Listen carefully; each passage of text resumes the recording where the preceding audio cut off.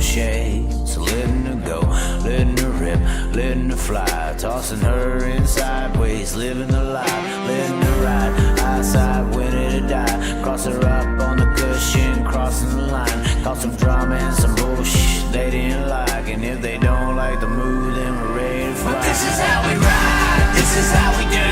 Riding mud, sliding up higher in the groove. Don't give a damn about the cash we're spending. With the time we got, we choose to play it on the go, to stay out on the run. We all high, wide, and handsome. Ain't telling you what's right or wrong or what to choose. Hey, but this is how we do. This is how we do.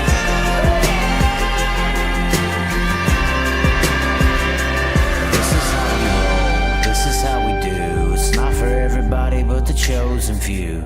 And we pray, cause we know that they might not ever come back. But this is how we ride, this is how we do. Riding mud, sliding up higher in the groove. Don't give a damn about the cash we're spending. With the time we got, we choose to play it on the go, to stay out on the run. We all high, wide, and handsome. Ain't telling you what's right or wrong or what to choose. Hey, but this is how we do.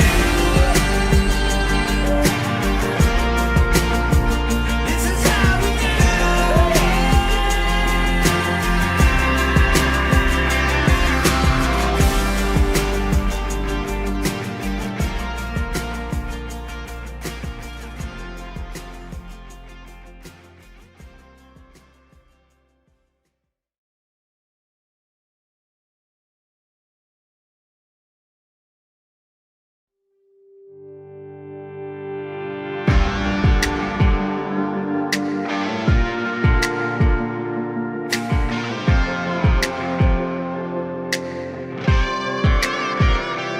We can ride high, we can ride low.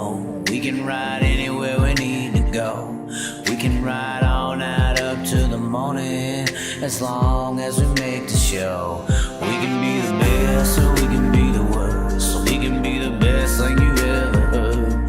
With the motor singing and the grandstands ringing, it's hard to put it all in words. But this is how we ride, this is how we do. Riding mud, sliding up higher in the groove. Don't give a damn about the cash we're spending. With the time we got, we choose to play it on the go, to stay out on the run. We all high, wide, and handsome. Ain't telling you what's right or wrong or what to choose. Hey, but this is how we do. This is how we do.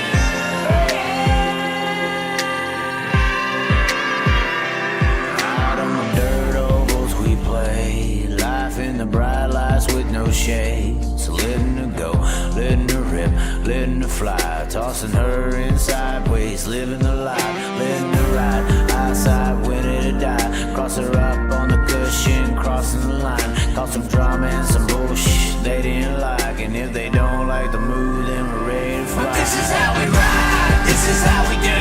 Riding mud, sliding up higher in the groove. Don't give a damn about the cash we're spending. With the time we got, we choose to play it on the go, to stay out on the run.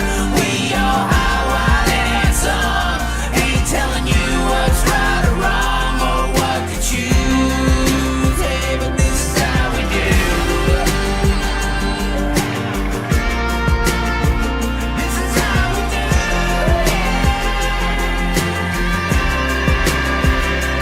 This is how we roll. This is how we do.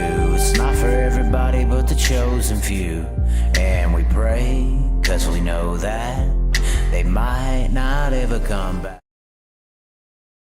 Well, hello, ladies and gentlemen. We got the perfect. Oh my God! Hold on. Look how badass this shirt actually is, man. Look at that. Hey, if anybody out there wants me to design some t-shirts, sell some t-shirts, I'll cut you in on a percentage. We do have actually O'Banion Racing shirts, but this thing, man, this professional gaslighter shirt, I can't wait to roll up into Gateway next week Oh, I can't wait to roll up in the Gateway next week and slap Tyler Carpenter in the face. No, I'm just kidding. I'm just kidding. It's a different kind of day today, ladies and gentlemen. And this shirt just matches the hair. It's like it goes gold and then a little lighter and a little lighter and then poof. It's like this is the tip of the flame up here. The tip of the flame. Look at that. Look at the tip of the flame.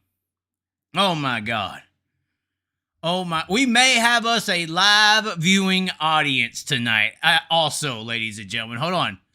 We want to show y'all everything we got here. Oh, whoa, whoa, whoa. All right. All right. All right, here we go. There we go. I think we're right.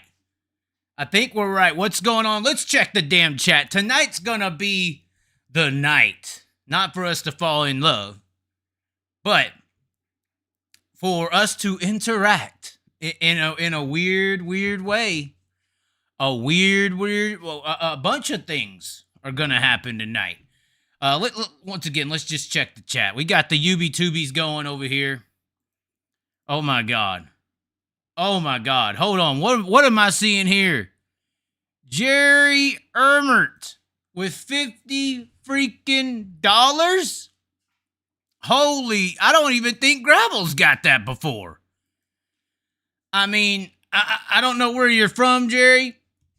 And I honestly can't wait to come and meet you in person. We'll probably get there. My damn knee's kind of hurting, though, lately. I don't know how. Never had any knee pain, but I guess holding a pedal to the floor for 4 years and driving, 200,000 miles will do that to you, right? It's only my right knee. But regardless, Jerry, thank you so much. But when we meet in person, I am not sucking your dick. I don't know if you think you're paying for that with that amount, but it's not happening. Okay, it's not happening. As I'm not gonna wear the shades and do it. You're not gonna touch the hair. This is a gender neutral situation. Neutral as far as only in gear for the other gender sex that there is. Although I heard a good argument the other day on how these transgender people they not necessarily disagreeing with different sexes, but they disagree with genders. They're saying gender is somewhat of a patriarchal label. They got a case to be made there, but regardless, I have just remembered and at the same time forgot, because I've been trying to do stuff, get things ready, prepped, and I'll show you some of my prepped items before we start taking in calls and talking about things. But I did forget to put some people's names on the damn top right of the screen. And these guys have sent donations via PayPal, and I should have done something about it, but like I got into arguments today. I'm all over the wall. Emotionally draining day. I was threatened, I felt like, legally today, in multiple things. But at the same time, I can't be scared. Once again, your constitutional right to speech is not trumped by any of these people. So do not get scared when you say something that they don't like and they try to strong arm you. But at the end of the day, I want to give a big shout out to Brian Stewart, Justin Oldie, ODLE, and Racers Preferred Models out of Rochester, New York. These three people made a decent contribution to the channel and to all this work. Once again, without y'all supporting it, it just doesn't work. It just doesn't. I mean, there's other stuff I could go and do. I don't know how. I'm definitely in for a long one with the $50. $50 an hour. We ain't gonna be here just an hour tonight, ladies and gentlemen. But we sure as hell ain't gonna be here till 2 or 3 o'clock in the morning like this live audience wants. When Darren Harrell gets his ass down here, by the way, what an asshole. But obviously, a bunch of people have contributed. I also want to give a little bit of a shout out to Dynotech, who purchased a Long Live the Chaz short sleeve t-shirt. They actually purchased an older version, not like it's any kind of outdated, but a different supplier. They are going to get it. So I like to give shout outs to people who actually get merchandise, because one of the coolest things outside of actually getting paid any kind of way is seeing your merchandise out there and getting promoted. And I try to make nice things like this professional gaslighter thing that takes, a whole 2 days or so to make, think up, create. So I want to give a big shout out once again to those who have supported and the PayPal people who have supported. Links are in the description, as well as Venmo. Brian Stewart, Justin Olday, Racers Preferred Models, and above all, Wade Breon also contributed on the Facebook or the PayPal link as well. And PayPal sometimes just as big of a situation because, you know, and also want to give a big shout out to Velox Speed Shop. I know we've done a lot of stuff with them. They also contributed here recently. Corbin Erickson, some other guys also who has jumped in and helped out. Chrisopher Strangler, but his name is up there. I believe Wade Breon is up there as well. But the more so recent people here in the last few days, last week or so, Brian Stewart, Justin Oldie, and Racers Preferred Models are not up there. And I apologize once again. I feel really, really bad about that.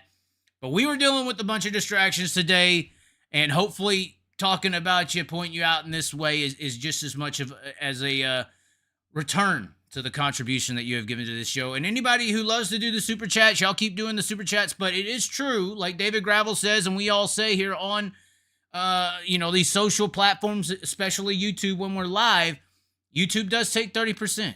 They do take 30% of the revenue. It is something like I won't receive that $50, which will be chopped down to, what is that, 40-ish bucks or $38. I won't receive that until January, the end of January, for instance. So it's not only that they take 30%, but they hold it from you for a month or more. Somebody like me who goes up and down the road, that kind of sucks. I don't want to sit here and beg for money, but I mean, when I'm trying to go to a show or just operate, maybe get a car that has cruise control. I mean, my right knee is hurting right now because I drove 200,000+ miles in a few years in a car with no cruise control.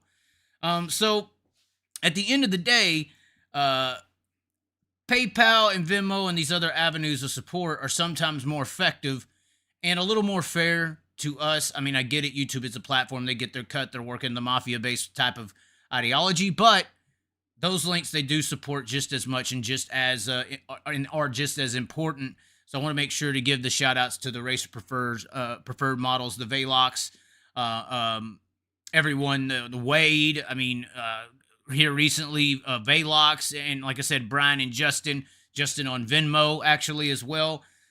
So big shout out to those guys. Now back to what we are.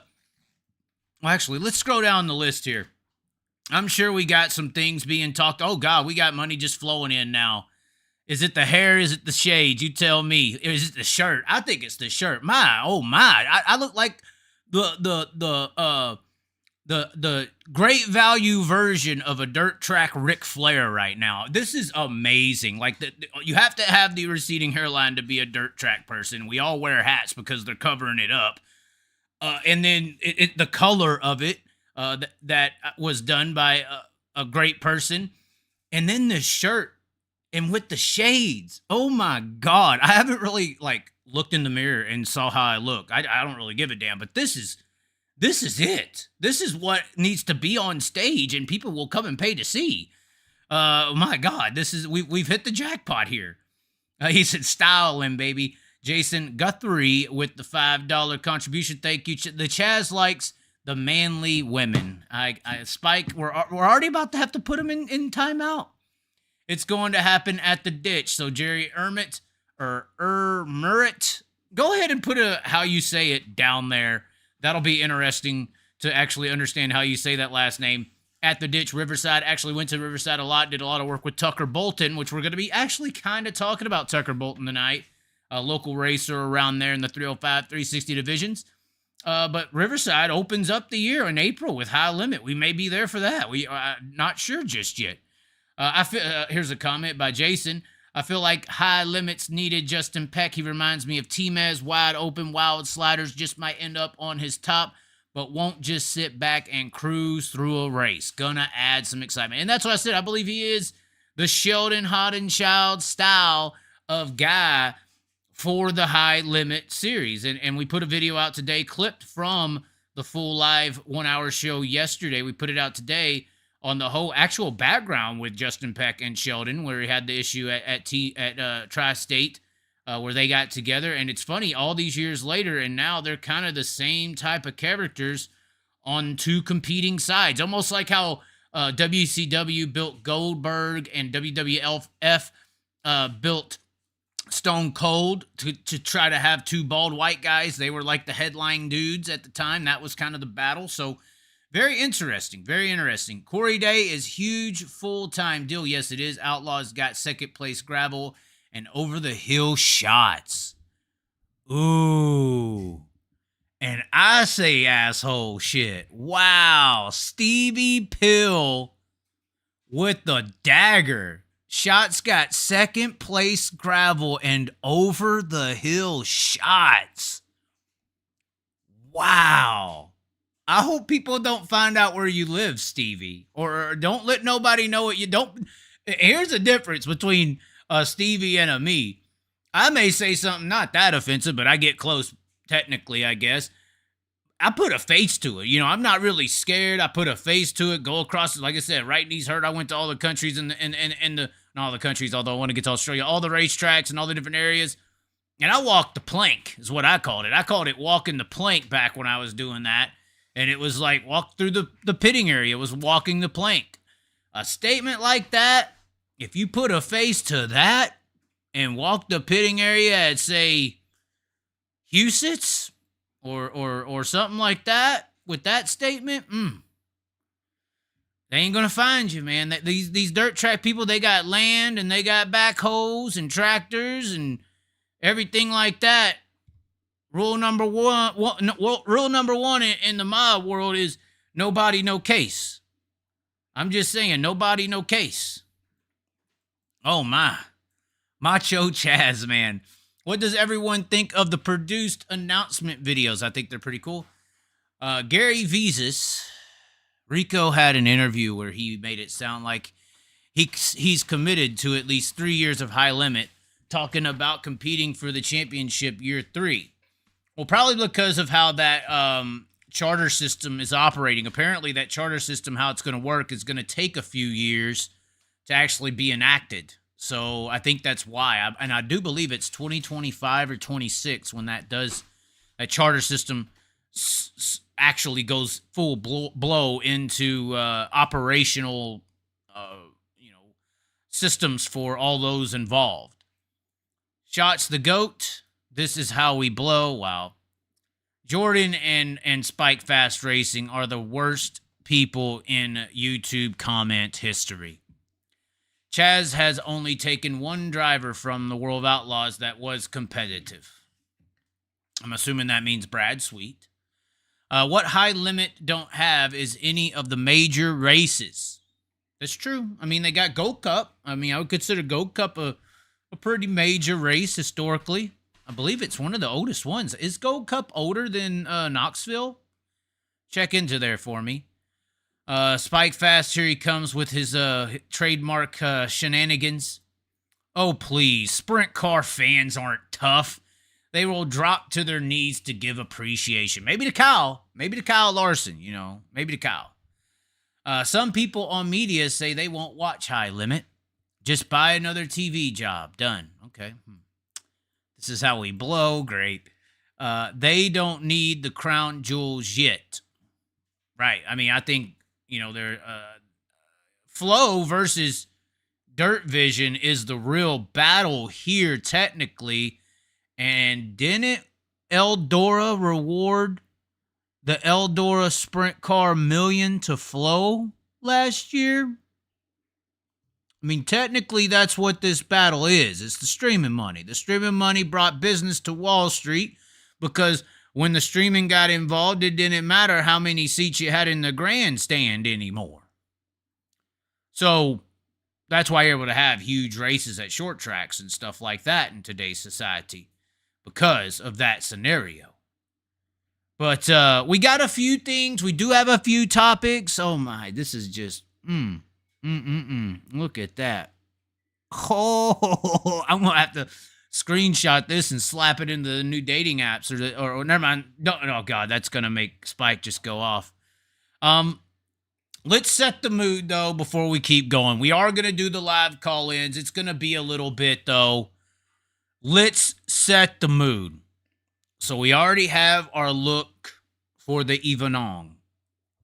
Sorry, trying to pay homage to my Asian heritage. They say when I smile, I look Chinese. I'm not sure, but wouldn't surprise me. I mean, we have a few items on the table here to last a long enough time to deal with the Spikes of the world, the Jordans of the world, the insane callers that are potentially coming.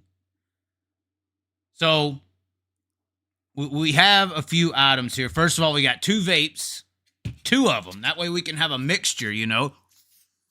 Woo! You know, match the hair. And of course, nicotine, not as deadly as you think. You're just listening to Big Pharma. I don't know how people get away with drinking Starbucks coffees at 5 years old, but can't smoke never mind. I'm going to stop right there. I'm just saying, I think sugar and caffeines, you know, and fat and all that stuff, it's proven killers too, just saying. But anyways, look at this. We had to bring in our buddy, our special, you know, I'm from Texas. Some people call me a Texican. I grew up in the hood. A lot of Mexican and black and multi-racial friends and kids in high school. And, you know, I was the fat guy with the little small penis. Everybody made fun of me in the gym class. So, and I was white, you know, it fit the narrative fine. But I always got along with the Mexican population. I did. I really did. And I had to bring along with us on this show today, Mr. Jose. So we got this is a fresh bottle. You can see the fresh bottle here. There ain't no buzzy balls involved. Of the blue agave. $17.95, bitches. All right. Oh, cracked the seal. Cracked the damn seal. And then to go with it, I'm going to spin it up. You know, because I still want to keep the calories down. This isn't beer. You know, there's not rotten barley involved here today. We don't have all the gut-wrenching, soul-destroying things that are involved in beer. Which is why the Bud Light Next isn't that bad, because it doesn't have most of that. It just has the flavor. We got these Diet Ginger beers right here, okay? Okay, and we are cracking them. And then we went the expensive route here, ladies and gentlemen. We turned our back on Monsanto's and bought the non-GMO real lime juice here. So the non-GMO real lime juice. It says 10 out of 10 for quality, bitches.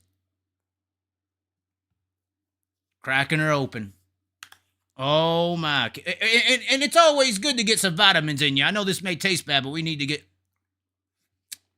Oh, shit. Woo. Oh, my. Oh. Good thing, you know, The Rock has a good saying, you know, food isn't meant to soothe the body or soothe the tongue. It's meant to feed the body. Your body's supposed to be a machine. This is the fuel, you know, even though it don't taste good. Food and things you put in your body are not supposed to be, you know, for your personal enjoyment. It's supposed to be for your body, for the fuel. But regardless, yeah, I want to do that. And then what else? Oh, my. We got this here, too. This right here is 9 inches. Basically, this is why most men say that they are single. But I do not buy into that. I just believe I am a professional gaslighting piece of shit. But at the end of the day, this, let's see if I can nail it.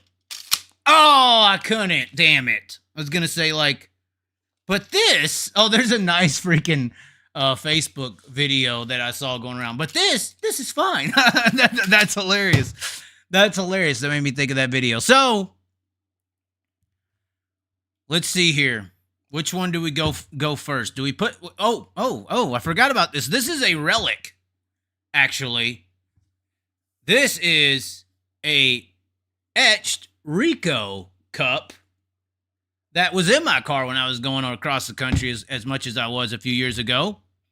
And that's where, and it's full of ice. I mean, this thing's packed. We got one set of ice, or one load of ice into the glass. And just, when do I stop, guys? That's enough for me. That's enough. Just a little, we don't want to poison this is literally liquid poison. We don't want to poison ourselves too much. That's about it, right? Oh, God. Nope. Oh, my. Okay. I'm getting scared, but it is a big cup. I ain't even seeing the ice float yet. That's like I'm going to be smart and stop right there. I'm going to get this lime juice out. Oh, boy. Here we go. Let's just put the chat up while I just wanted to introduce everything. Let's see what the chat... Oh, God, it's spiking here. Let's see. We get some squirted off in there. That's what happens when you're a little low on the prostate gland. Can't get it all the way out. Better swig the bottle to make sure it's a good batch. Oh, do I do it? We got our live audiences here, ladies and gentlemen. He's a big Brian Brown fan. Fuck you. You're a dumbass for drinking that light. Oh, no, this is going to be a bad night. I'm going to finish the rap song after that one. Oh. All right, we put the juice in there, and now how much is this going to... Oh, no. Darren, the vodka's at the top of the damn cup. It ain't even moving it. This mix of a ginger beer ain't supposed to be like half and half, or this tequila mule or Mexican bucking horse. What is this, a bareback mule? That's what we should call this. Because in rodeo, a lot of the Mexican rodeos, they ride bronco and they ride them bareback. No, that is non-alcoholic. Yes, the ginger beer is non-alcoholic, but this is not non-alcoholic. It has all of this worth of tequila in it. Oh, this is bad. Oh, no. We're going to have to dilute this over time. I need something to stir it. Oh, God. Oh, screw it. We'll just sip on it as we go. It's full. It's loaded up, ladies and gentlemen. Spike, what the hell is actually going on? Oh, God. Oh, we got a second member to the live audience coming down. What is this? What's that? Bringing you a stir. Oh, she's a good woman. Oh, my God. They do exist. You're going to fuck it up, aren't you, Darren? You're going to fuck it up. Hey, we all do. We all take advantage of what we got going on that's good. I mean, I feel like sometimes I did, but we got the stir. We put it in there. Let's see. I just want to see if the mix is right. I know what a Moscow or a mule or whatever they're supposed to... I know what they're supposed to taste like. It's not bad. I don't like how this cup is like shaking on the table. Oh, it's dented. That must have happened in that bear attack. You remember that one, Darren? The bear attack? Oh, I don't remember Yeah. that one. Somebody said Chaz is Doc from Back to the Future. The younger one. Scott! Yeah! That's awesome. That's awesome. It's a Rico cup. It got dented. Yes. All right. Let's talk about some topics before we get into these all-elusive calls that everyone is waiting on. These elusive calls that everyone, I feel like, they're ready to call in. They're ready to call me a dumbass. They're tired of hearing me say this and that and the other. They just want me to shut the hell up. That's what they want me to do. Let's see if we got this. Hold on. We're trying to set the audio correctly. Yes, you heard Donnie's shots. I don't think Donnie's calling in. Donnie's not calling in, is he? Darren? Is Brian Brown might call in. I did talk to Brian Brown about calling in, and then he went ghost. He probably, just didn't like me or something. Okay. Okay, we have the audio fixed. All right, we got some headlines, a few headlines before we open up these lines, sucker. All right, here we go. We got our drink. We got everything going right. All right. So this, pretty big news. Garrett Williamson, driver out of the Knoxville area, ran podium against the Outlaws this last year at Knoxville. Is getting into a car with Dennis Moore Jr., the inaugural full-time sprint car. What the heck is that? Full-time sprint car team in 2024. A number 23 car, apparently. What the heck? Number 23 car is going to be coming out with Dennis Moore Jr. and Garrett Williamson driving the car with Fisher Motorsports. So that's a little Knoxville news for everybody. And then this was probably the biggest news. And before I keep going there, they say in this press release that they are going to be doing a multitude of different races. High Limit, Outlaw, and other 410 shows are possible with a commitment to running at Knoxville when the schedule plays out. So, interested. Sorry, trying hard to read it. It's a little dark wearing shades indoors. Am I an asshole? Okay. Okay. All right. Thanks a lot. This was the biggest news of the day, I think, was Corey Day. You love it. What do you love? Hold on. You need to put a chair over here. I think you could be a good commenter, Darren. Like in the background? I'm good. Okay. We'll leave white people alone. But I like Corey Day. You do like Corey Day, but you don't like the high limits. No, I wish he would have went to the Outlaws. You wish you would have went to the Outlaws? Yeah, the Outlaws rookie class is horrible now compared to that. I mean, Corey Day just smashes the rookie Outlaw class. I mean, it destroys it. And this might put Corey Day over the Outlaw, or the high limit roster is pretty good. Darren, how would you feel about this roster if all of a sudden it goes and somehow Macedo joins the high limit series? Is that not the end of the Outlaws? No. You're going to pay to watch Gravel and Shoehart race one another? I mean, who is your competition if Macedo don't show up? Gio, okay. Gio? Okay. Compared to Corey Day and everybody, okay. But signing up, 60 dates, full schedule. I think this is going to be with the family car kind of deal. And then the midweek races will be that collaboration with Klaus and Marshall. But this is a huge signing. Huge signing. And I hear there's more to come. And this is the official roster differences posted by Junior Anthony. Really great guy with World of Outlaws. I don't know why he ain't going, switching over to the high limit series just yet. Probably will. But these are the names that are confirmed and the names to watch on the bottom. Once again, provided by Junior Anthony on Facebook. So, World of Outlaws side, you have David Gravel, Brock Zierfoss, Logan Shoehart, Gio Selzy, Sheldon Hoddenchild, Landon Crowley, Bill Rose, and Donnie Schatz.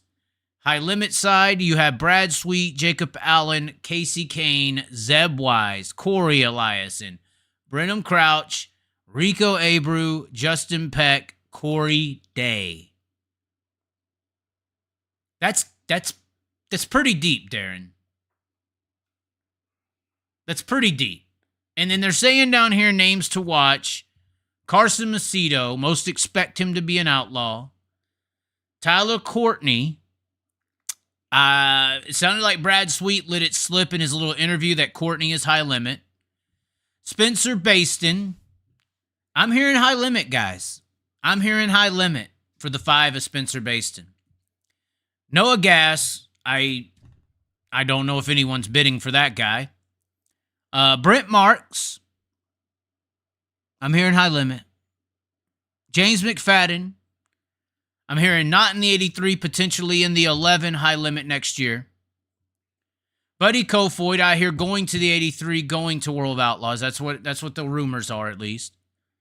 Chris Wyndham, don't care. Ryan Timms, Would have cared if last year was a little better. They're still looking for a guy to drive the truck. Cole Macedo. Cole Macedo is the one where potentially Tarleton comes in there and says, hey, Phil Dietz, the greatest modern crew chief car owner I think there is, better than Paul Silva. Me and Kyle Larson are buddies, Oh, God, we got... No, I'm just looking. Oh, okay. Oh, he's a live audience. We need like a screen. We got to buy a TV so that people can actually come in here and watch the show. I would sit here and say, if I was Tarleton, hey, I don't care what you're getting paid to be an outlaw guy. I want Cole and Carson on the road with my buddy Kyle Larson. Let's make it happen. And if that happens, if the Outlaws was to lose Carson Macedo, congrats on Donnie Schatz, but man, that's a hard roster over there on the pink side. Other names to watch: Garrett Williamson, we just updated you on that. Crouch 11, I hear that they want James McFadden, but it is an open car. Sam Haverteep Jr., Anthony Macri, I'm thinking true outlaw schedule with him. Justin Sanders, no one knows. No one has any idea. I heard some rumblings of potentially the 55 Alex Bowman car with him, but I hear that they really like Hutter Schurenberg. Who knows? Parker Price Miller, good driver. I mean, Parker Price Miller just jumps up out of nowhere. Go get the damn rolling chair. Move the damn trophy. No, I'm good. No, you're scaring me. There's a person right here. Hold on. Look at this. Do it again. Look, there's a person standing here. That's fine. I can deal with the pressure. No. I'll stay behind you. Hey, you do have a Larsonite shirt on. Look at that. Where did you get that? Oh, you ordered one? Nice. Smart people in the world. They're drunk. And then Connor Morrell. Okay. All right. So that's the situation. I feel like I've commented on it. Now, the topic of the day for me, I feel like, was this one. And this is going to be interesting. Hold on. We'll go into the chat. Any responses to what we just saw, the list, the names, the rosters. I'm halfway filling. I haven't got to have a drink yet. I need to get to these call-ins so I can start drinking, because if I ain't drinking, I got to keep talking. And y'all want me to keep talking, obviously. Some of you people do. The Chaz's husband is being disobedient. I don't know who this... They're saying you're my husband, Darren. It's fucking Spike. Yeah, it is It's time for him to go. Oh, we got to put him in timeout again. Everybody hates Spike. Spike used to be cool, but then recently he just started going too far, with people. Chaz's fantasy stories are all proven false, but the followers still get on their knees for the trans Chaz and the Clark, while I give Clark's wife the slide job on her face. See, this is... Who wants to hear that? To me, it's a gravel salesy race more than Macedo. Ooh. I do believe that. Ooh. I do believe that. Really? What about gravel shots? Good shots bounce back. He was fast at the end of the year. I'll tell you what, he's going to be awesome next year. I really do think so. I don't think he's going to be better than Brian Brown. Fuck you. Are we going to do this or what, asshole? What about Shots? You gave me crap about Shots, okay. I bet Shots wants to race 30 seasons with the Outlaws. Yeah, we already knew about that. Kevin Woody is in love with stock cars. Apparently, we got to get to that. All right, fine. We'll get to the nitty damn gritty of the topics of the day. Because this is really what went down. Did you see it? Oh, it went down, ladies and gentlemen. So Flo posted this monstrosity. And I'm not talking about the person standing there, because she's not a monstrosity. Seems to be decently attractive. I hate it. People were saying, was a month ago, that she got some Brazilian butt injection or something. I hate, if that's true, I'm sorry. I feel bad for the people who fall victim to female insecurity. It's sad. She should have been proud for whatever she had, for whatever she has. I don't know why we're promoting these things. But she announced they announced on Flo. Flo's doing everything today. Taylor Reimer to focus on transitioning to pavement racing in 2024. And you already know. Chilling with my bra, and you already know. I'm not talking about Taylor Reimer. It's a rap song, people, for you whiteys who don't know. And here's what I had to say. I commented on the post and I shared it. And this rattled the box of ants. They came a running. I said, running from the competition again. I'm good at reading stuff, by the way, Darren. Watch how good I make this sound. I mean, come on. Midget competition is just as competitive as IMCA hobby stocks. That might be disrespectful to the hobby stock guys, honestly. There are like 4,000 registered drivers. Then going pavement where no one is going except for the rich elite. Oh well. Hopefully those dirt fans don't follow her off the deep end. Maybe these dirt girls in midget racing, this was a very good point by me, were just some sort of psyop to try and get more people to asphalt/NASCAR racing, in parentheses here, TRD's main investment platform. Just my 2 pennies that is jack junk haterade crap to those who view racing respect through a monetary perspective more so than a competitive perspective.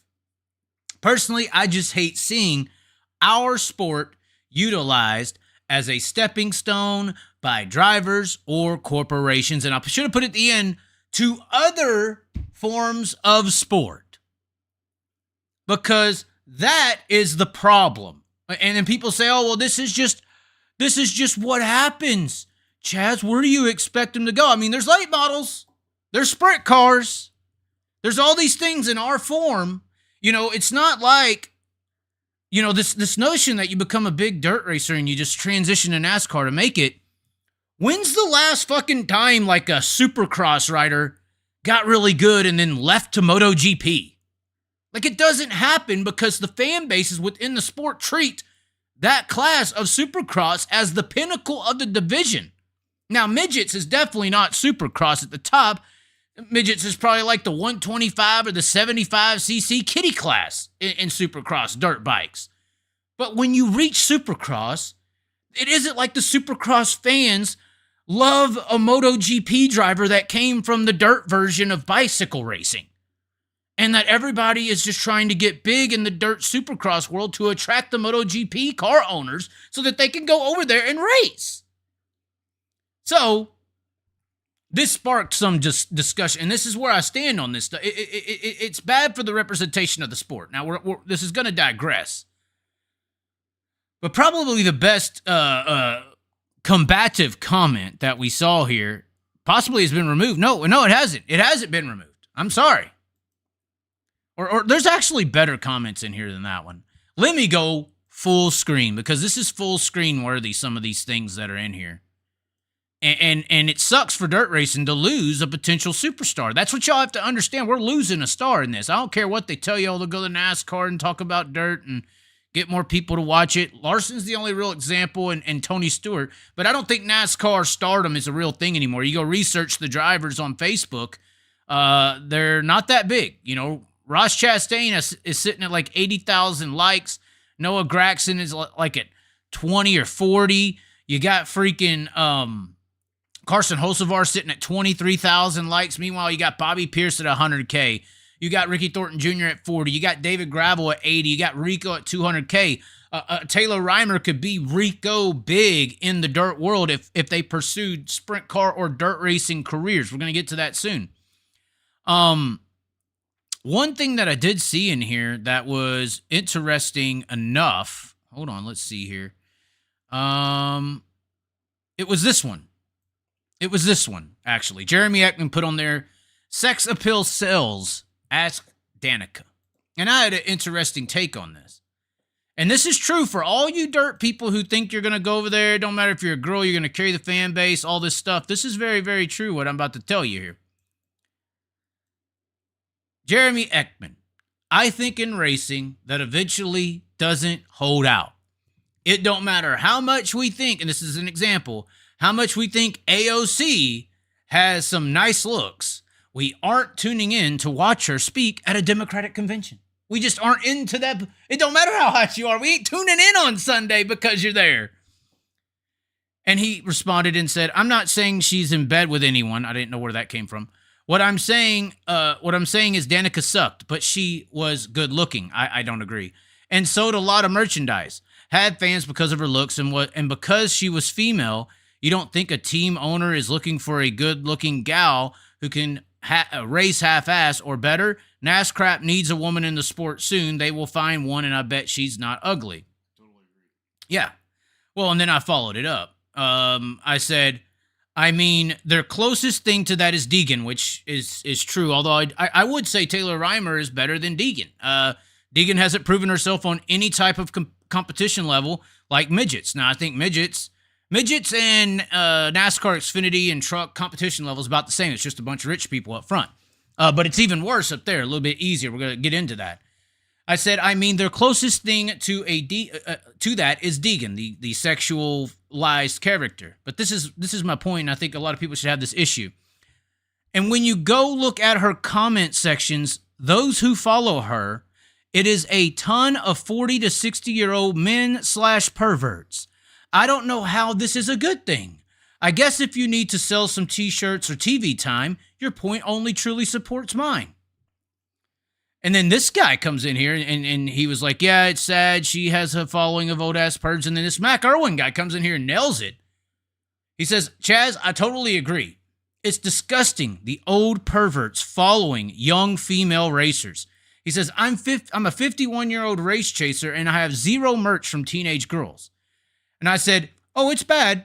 And for people who may want a young, hot girl to attract fans like that, and for people to indulge to try to monetize that angle is severely disgusting. It's way even worse. I mean, it's like the figure is somewhat innocent, I guess, in a way. It's the people who are monetizing it that are the problem, which is what I agree with, personally. And then Max says, I saw grown-ass men older than me wearing Jade t-shirts last summer. I don't even believe these kids should be racing midgets under 18. Agree. I wouldn't buy a 16-year-old boy's t-shirt either. Toyota and midgets is a double-edged sword. This is a pretty honest truth from this guy. He says they probably saved midgets when they were almost dying, but the cost and the teenage feeder system for trucks is disgusting. These rich kids pay all this money for what odds of actually making it? Hell, Toyota wasn't even smart enough to hold on to Kyle Larson. Very great point. Very great point. And then John says, Chaz, she's ugly as shit. I said, John, not sure who she is in your question. I'm assuming Reimer. But I'm trying to look at these people as drivers. These she and he points as far as visual appeal are only having to be addressed because of the social perspectives, which is very important. Let's see here. There were some other ones. Oh yeah, Laura Crowley wrote up in here with a big old post. She was trying to tell me what I would be, and maybe a potential caller here tonight. Potential caller. Laura said, what if, say, CBS Sports sees your YouTube channel and says, Chaz, we want you and we will offer you $500K plus a year to come work for us, but you have to dress this way, do your hair this way, can't cuss, can't talk about anyone, and you never made that kind of money. Would you turn it down? Then you face the, oh my God, Chaz is a traitor. He talked about those kind of folks forever. Now he is one because he is just chasing the money. Basically repeats itself over and over down there. I came in and said, actually, and this is true, I've actually already turned down similar deals, and I know others who have as well. We've actually had them on the show, professional publishers in sprint car racing. They have turned down similar deals, and these deals that she just talked about are proposed and I would say accepted by a lot of people in this sport. And that's why they don't like me. I think that's why the media clubhouse don't like the Chaz, because of their own shame and guilt from accepting offers exactly like that. Exactly how she just depicted is exactly what some of these hating ass media members do. And they don't like me because I make them feel guilty. My example of some kind of moralistic stronghold makes them pissed off. They get mad at me because of it, because they have broke for that dollar bill, for that deceitfulness. And I came in here and I said, I said, I would add, this is more than likely not a similar scenario at all, either, just based on the billboards I've seen in Oklahoma. Basically what I was saying there is she's making it sound like poor Chaz working Uber Eats and barely making it. Here's $500K and you flip. Is similar to this Taylor Reimer situation, but billboards in Oklahoma seems like the Reimers are doing fairly well in life, so it's not like this is the same trade. But regardless, she said, shoot, you are crazy. I'd take the money, bruh. I said, well, damn, let's just all start OnlyFans accounts. Money over everything is the new trend. She said she's too old and fat, probably use some feet pics. I said, there's a genre for everything. I might as well actually start one. Thinking of it, I think I would be losing less integrity personally to go that route than this one.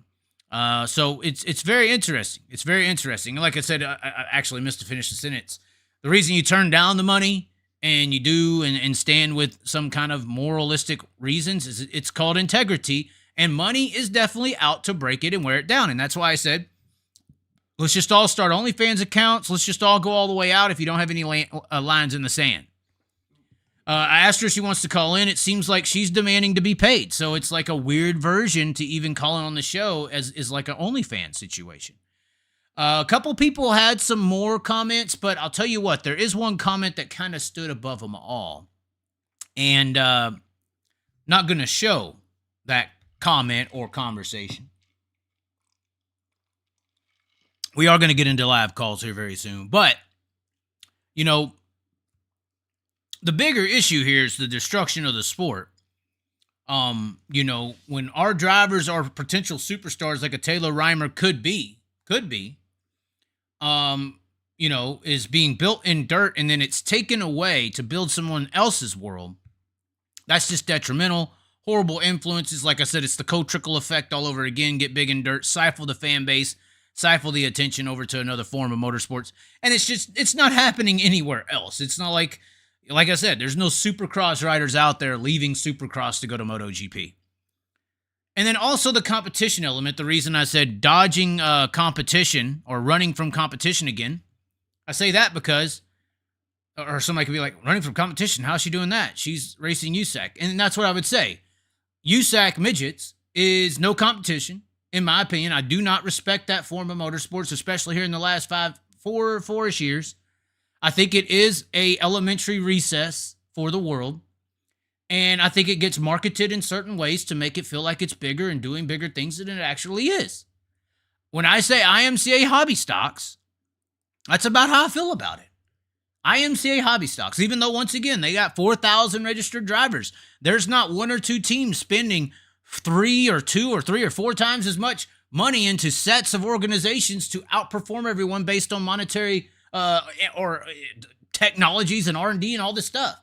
That's not happening in these other forms of motorsports. But you're able to buy yourself to the front in this style of motorsports because of how Keith Kunz and some of these teams are structured. You can buy an advantage. And then when you go to pavement, need I remind you that Kyle Larson won 6 races in 6 years in the Ganassi 42 car.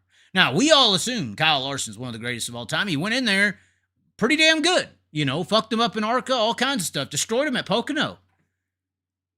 But he could only win 6 races in 6 years because of that race car. See, you could be just as good as Kyle Larson. It don't matter over there. You can buy speed and performance. You can make Taylor Reimers look better than Kyle Larson if in that time period Taylor Reimer was in a Hendrick or a Penske car and Kyle Larson's in a Ganassi ride. You know, this is how you can manufacture a talent and ability in NASCAR or in asphalt racing, period. On dirt racing, you drive the car, and in asphalt, the car drives you. We are about to do call-ins, Darren. You won't be able to hear them because I'll have them in the earpiece. So, all right. Well, you can go upstairs if you're going to tell me how to run my show. Okay? You just pipe down over there. I mean, I ain't going to hear that one. But regardless, at the end of the day, that's how I feel. I just feel like it is escaping competition because the real competition is in sprint cars and super dirt late models. Now, after a conversation with her father, Kurt Reimer, who messaged me prior to him getting tagged down here. Kurt Reimer tagged down there, as you could see, 8 hours ago. It was probably 7 or 9 hours ago when Kurt Reimer messaged me, and I told him the same damn thing. I think you could be going into sprint cars. I think that going to NASCAR in this stage may sound traditionally right, but I also think it sounds like being a NASCAR driver in the 1990s or 1989 and going to IndyCar racing to become a bigger name, which would have made a bunch of sense in 1989 or 1990 because IndyCar racing was so much bigger than NASCAR at the time. But 5 or 6 years later down the road, IndyCar was blown away and NASCAR took over. I think that's where dirt racing is going. Once again, we've already documented how most people can't relate to NASCAR drivers because they're just a bunch of privileged people. And that's why 80% of the population can't relate to them, unlike basketball and football players who they know have came from regional, regular areas. So I think that it's a bad move for anyone who's young right now to pursue a NASCAR career. I think the fame is false. Go research all the social media numbers. I sent them to Kurt. Go research them all. Their fame is false. It's fake. It's not real. Just because they're on broadcast television does not equal fame. There's people on TikTok and freaking YouTube and all this stuff bigger than all these people on broadcast television. It's an old people thing. People are watching their phones, not TV screens most of the time now. And I just think that dirt is slowly taking over. It's got an upswing in its investment and where it's going, especially with what Brad Sweet's doing. And when you tell me, and Kurt didn't say this, but the people said this, when you tell me that's where you're going for the money, here's why this just doesn't make fucking sense to me, guys. I don't understand anybody who tells me NASCAR's where you got to go to make that money. Because here's the deal. Let's just say with these sports cards over here, you know, here's a $3,000 sports card, right? Okay, so if I, which I turned it into $3,000, but if I go out and spend $10,000 to get this card, and then I sell this card right here for $3,000, did I make thousands of dollars or did I lose thousands of dollars? What are you telling? Because, and what I mean by that is the millions that we see. People were in the comment section saying that the Reimer family spent $500,000 going midget racing. Okay, fine, whatever. I don't care. I don't know if that's true or not. I'm not going to sit here and say it like it's a fact, but I do know for a fact how much these rides are costing on the NASCAR level. You got Joey Logano on the Kenny Wallace show saying he can't race a truck because he can't afford it because of the price tag. He had to bring multiple millions as a sponsor. As an established name within the sport, he actually came up when sliced bread was a thing. You know, so when people tell me I'm going to NASCAR to make millions, that's like me saying if I spent $10,000 for this card and I sell it for $3,000, then I'm making thousands. No. You have to add up everything you've invested to get to that point. And cup racing might be when you start being to turn a profit, I would think. Now, there are scenarios where sponsors will come in and flip the bill for a Reimer or some of these people, flip the bill for them to race. So it's not necessarily coming out of pocket. But then there's also scenarios where a corporation or a sponsorship is tied to the family in a certain way, or it's owned by a family member. That also happens. Or you're lucky like Crowley and a sponsor bought a track for someone to run and then sponsored them to go on the road with sides, So it's like, it's not always personally funded, but in some ways, somehow, it always seems to be invested into. So you can't tell me you're going to make millions when it takes tens of millions to get there. And from the numbers 3 years ago, don't know if it's went up since then. 3 years ago, an ARCA K&N situation was $750,000 to $1.25. A truck was $3.5 to $1.8 to $3.5, and an Xfinity ride was $8 to $12 million. And that's according to the lawsuit on Ganassi Racing with DC Solar, where all this money went missing because of the guy who was breaking law. Yeah, DC Solar, the same one who was tight with Larson too. Go look up what happened with DC Solar. Caused a bunch of shit over at Ganassi. So, and that's why they accuse race teams and things of the sort as being a money laundering scenario. That's why it's always been tied. But regardless, me and Kurt got into a discussion about this, and I made my point, and I say, well, hey, it's just a point. You know, this is half the problem with the dirt track racing world. Even if you go get some fame in NASCAR, say she does something amazing, lights the world on fire, can you handle real fame? You could barely handle me posting a thought or an opinion on a Facebook post and talking to 2,000 or 3,000 people on YouTube. You know, you go, or say this video got 100,000 views. Oh, okay, fine. 100,000 people just don't agree with the switch to pavement racing. How can you handle real fame if I bother you? If I bother anyone with any crazy thing I may say, if I bother any of you in the dirt track world, you're not ready for real fame. You're not ready for 7 shows a day on ESPN or FS1 criticizing your mistakes, calling for you to be fired, calling for the owners to make a change at the driver's seat, saying this guy has not lived up to his potential. Fire him today. If I own that team, fire his ass. Y'all ain't ready for this. That's what happens in other sports. 7, 8, 10 shows a day on 2 networks. Along with the people on social media criticizing you all day long. Along with me. My type that don't even, ain't on FS1 and ESPN. So that's a bigger issue with the dirt world is I don't think that they're ready for real fame. If I rattle your cage just a little bit, that's your test you failed. But at the end of the day, I know I probably said that 1 or 2 times. We're about to get into the calls. Kurt Reimer did make a damn good point. He said, have you ever had kids, Chaz? And I was like, I ain't really had a kid in my life. No. And he says, well, I know all y'all right now are saying, well, thank God we ain't got to deal with another one of these next generation. But, that was good. Sorry, I always have my own. Hey, I'm my worst critic. But he said, I just don't want her to get hurt. Sprint cars are dangerous, man. You know, they're extreme. They're dangerous. And I responded and said, probably the most dangerous thing I've ever seen is midgets at Eldora. And he said, we'll never do it again. Now, apparently, you know, they are going to do some midget racing next year along with the pavement stuff. But that point does resonate. Sprint car racing is one of the most deadliest forms of motorsport in the world. Dangerous for sure. It ain't. I would call World Rallycross and MotoGP, those bicycle guys, either the motorcycle guys or, you know, the rallycross guys on the side of a snowy ass mountain with a 4,000 foot drop. Those guys probably outdo us in the insane category. But sprint car racing is pretty extreme. So I do understand his point there. But I still countered and said, I think you would save money and become a bigger star in motorsports if you just went to dirt super late models. I understand you have no experience in it. A solid rear axle versus a 4-link rear axle is a big change driving style-wise. But it's still going to be just as much of a change to go to asphalt, where the car is going to be driving you around the racetrack and you're going to have to blame crew chiefs, just like Haley Deegan and them are.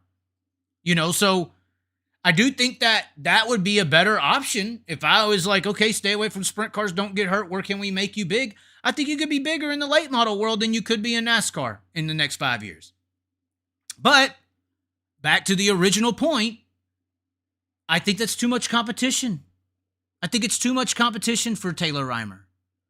The late model world is 6 to 10 times, 20 times more competitive than the midgets. And it's a minimum of 2 to 3 times more than the 410 sprint car scene. And those boys are the best in the world. 80 of them. 80 of them. It ain't just 1 or 2 Corey days. They got 10 Corey days over there. It ain't just 1 or 2 Gravels and Brad Sweets. It's 10 or 15. When you're Bobby Pierce and Ricky Thornton Jr., you're not winning every night. Ricky Thornton Jr. did some amazing things because he comes from a different cloth. He don't come from the privileged cloth. He comes from building everything he's got on his own back. And that's that, back to the ethics. You know, that's that ethics that you can't purchase. But super late model dirt racing does not have a female star, per se.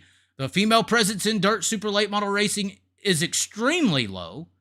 And if I'm a Taylor Reimer and I'm managing her, if I want you to be big, I'm not taking the hoodwink. I'm from the ghetto hoodwink of what NASCAR is attempting to do.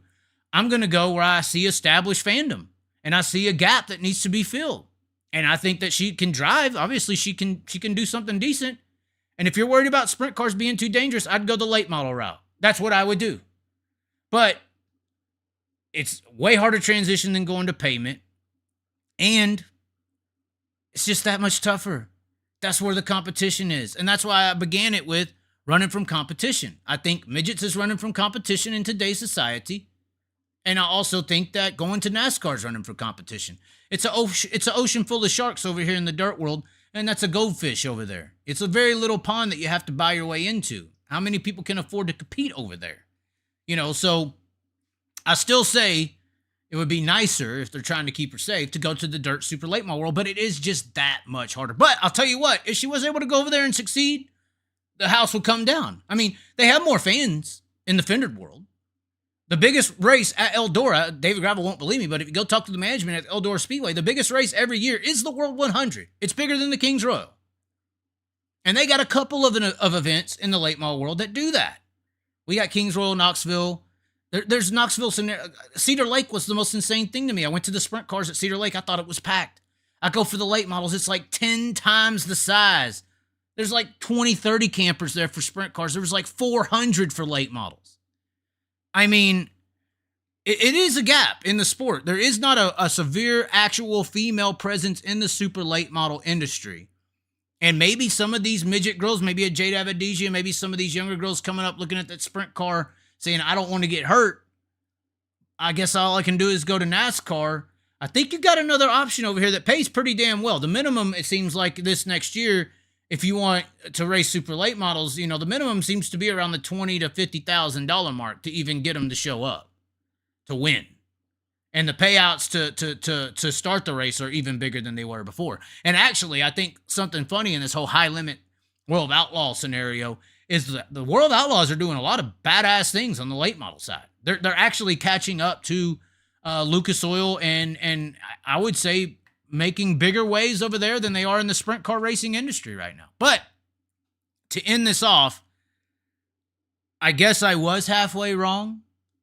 It's not dodging to not go sprint car racing, even though the sprint car racing to pursue a professional sprint car career. Once again, the competition is just both late models and sprint cars and IMCA hobby stocks and stock cars and modified. These things are all on a higher level in the competition department than NASCAR because everything's so monetary based over there. Skill wise, it slates over to the dirt track side of things. Trust me. So, like I said, I get it now a little better than I did. I didn't know that the fear of the cars was a thing. Like I said, I thought midgets at Eldora is probably the most intense thing I've ever seen in my life personally. That's the most dangerous thing I personally witnessed go around a track was midgets at Eldora. And since she had already done that, I was like, well, sprint car ain't much of a upgrade or downgrade. But then we need a next-gen sprint car. I've been talking about that for years as well, opening up the cockpit, giving some more driver room. But nobody will listen. They want everyone to die. They want they want your elbow on the door, so when somebody hits it, there's nowhere for it to go and collapse. But that's the barbaricness of the white community. That's the honest truth. We'll switch over to the comments before we get into it. So once again, I get it. I get the Taylor Reimer thing. I see where they're coming from. I understand it completely. Makes sense. Makes complete sense. I think we're going to have to mute Spike. He's going to start saying some real bad things. I have a feeling. Let's see. Do we have any paid questions? There ain't no paid question. What y'all talking about? Ain't no fan funding. Are sim racers real racers? Oh my God. We're not doing that just yet.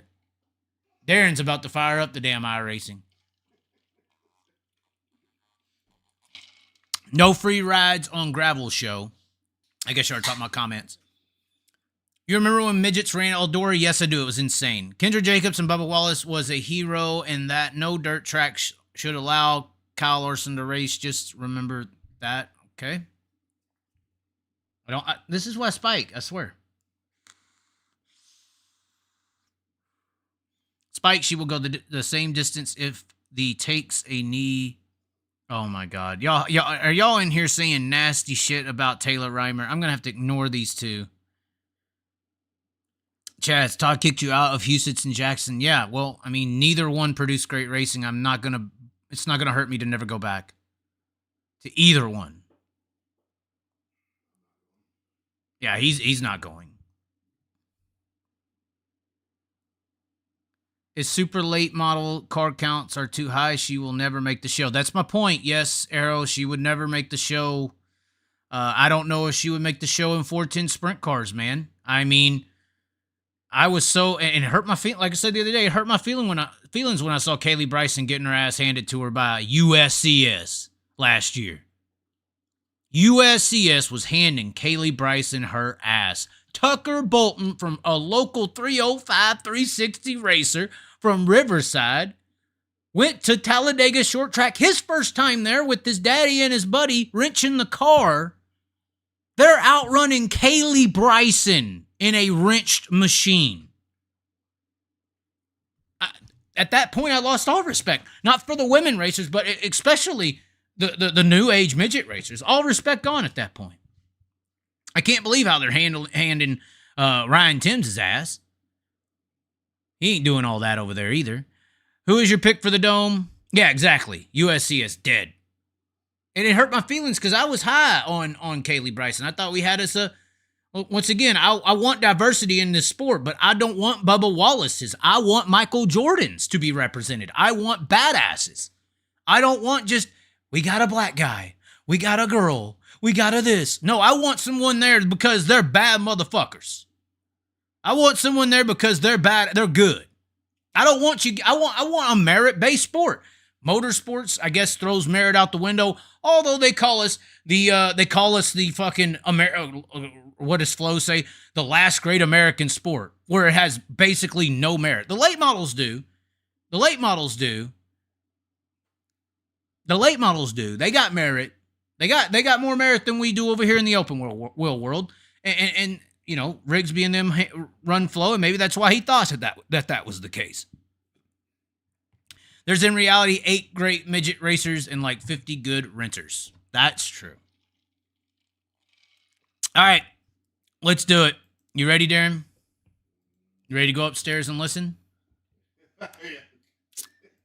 I mean, seriously. I mean, you ain't gonna be able to hear it. I got Wait. Maybe not. It looks like. Oh, yeah. You're not gonna be able to hear anything because they're gonna be talking to my earpiece. Well, I know, but I'm gonna be hearing the back. Well, we'll see what happens. It's gonna be on delay, but. All right. The moment you some bitches have all been waiting for. There's been people texting since this morning. Oh God, where are we at?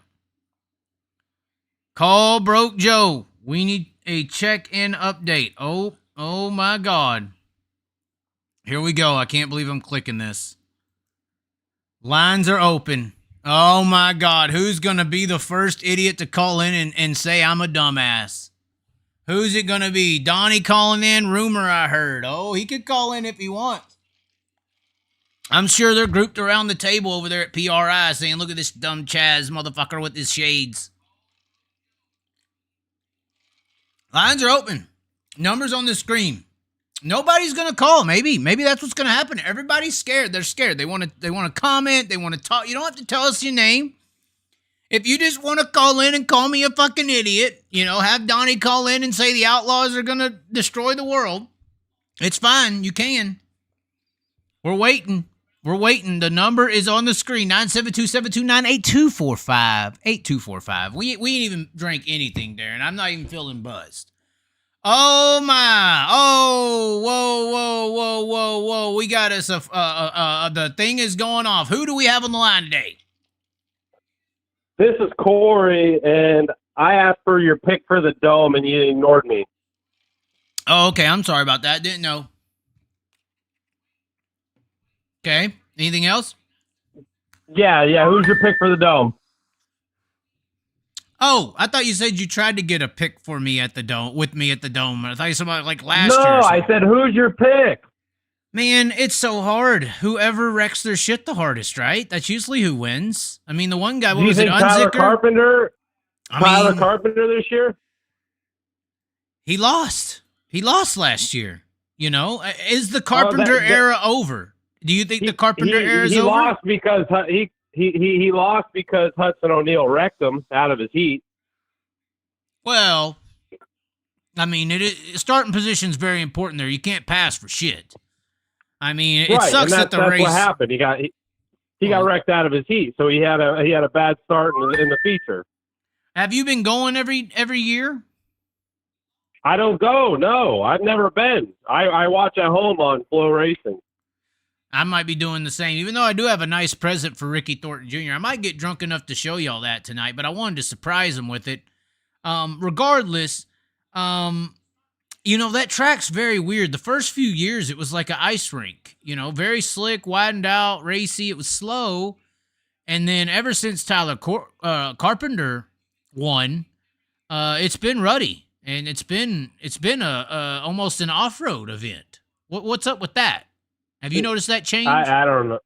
Yeah, I actually have. But it's an indoor event, and the track has always been, the last few years it's been like driving on the moon out there. Yeah. But like Tyler Carpenter says, it's an equalizer. You can go out there. You don't need a lot of money behind you. You don't need the best equipment, and you can go out there and win, right?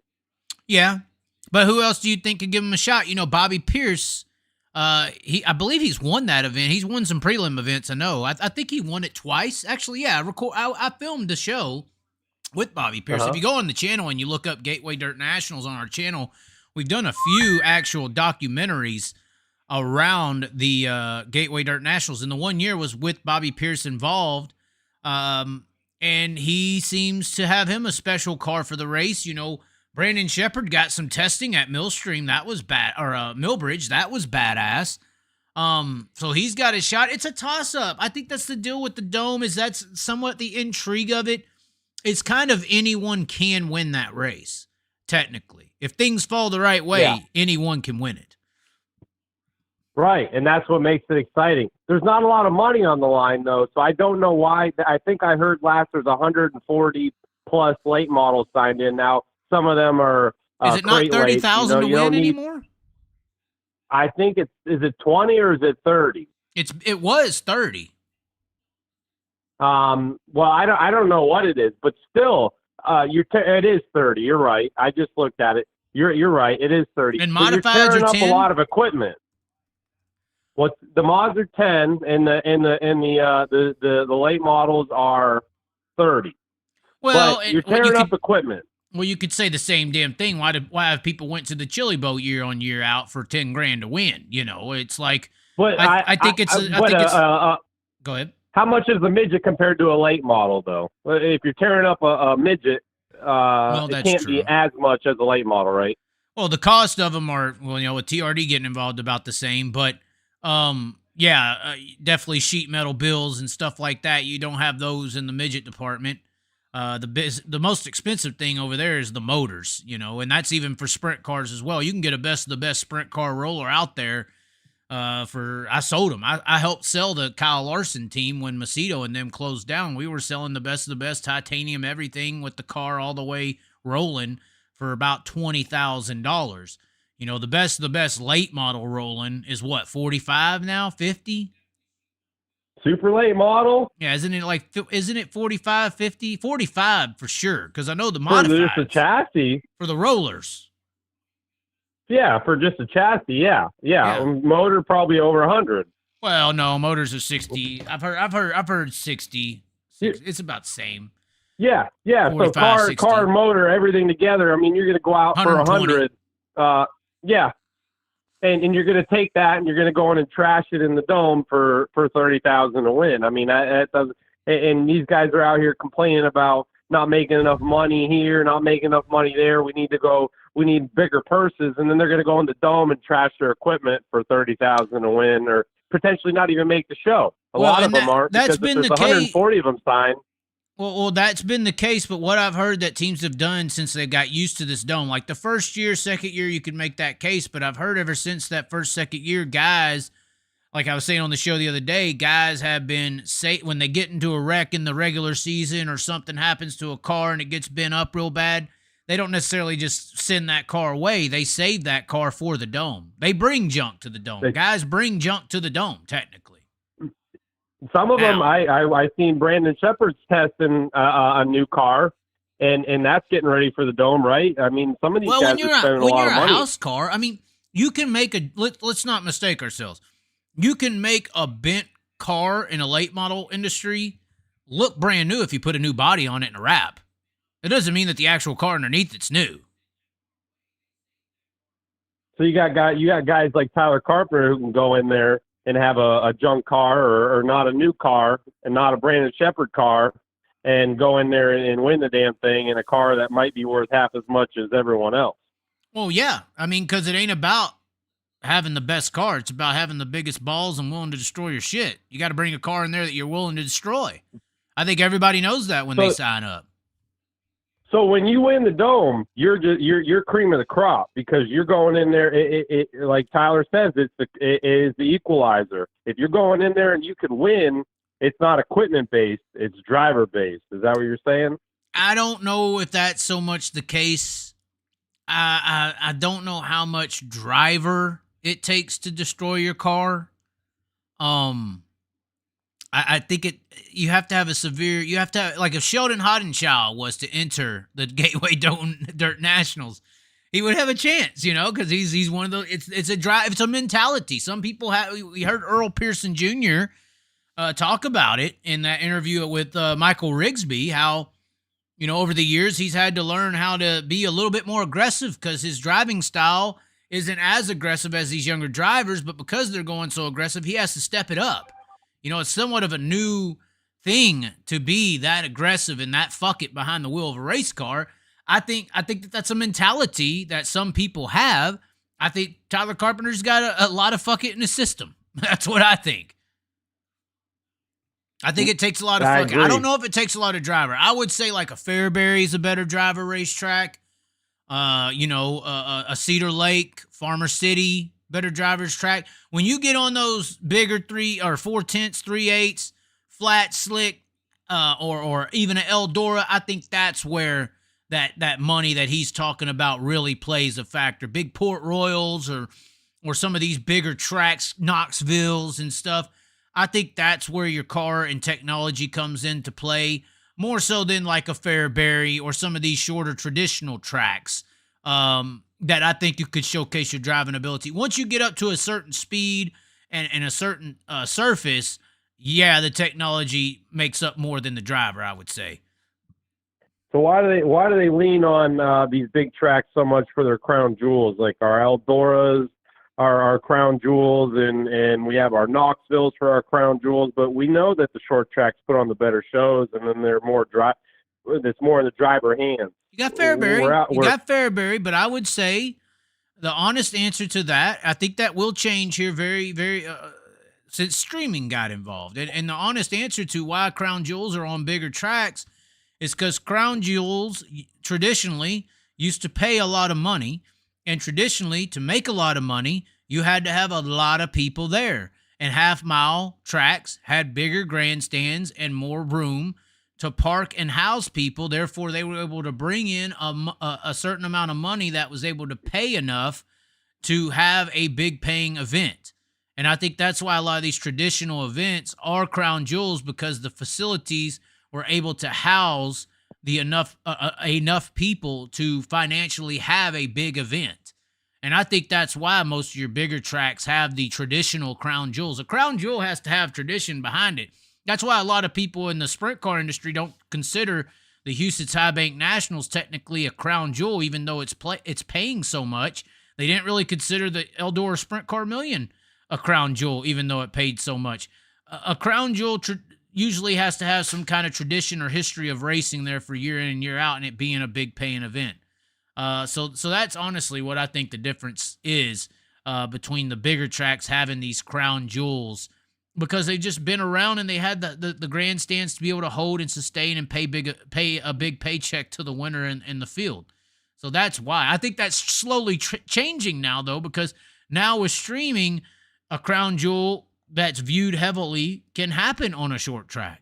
Because it ain't just about how many people you can fit in the grandstands. It's about how many people you can fit in the grandstands as well as have watching it. Now, the one thing that the short tracks are going to have to work on is land in general, because another thing that makes the Crown Jewels a big deal is camping.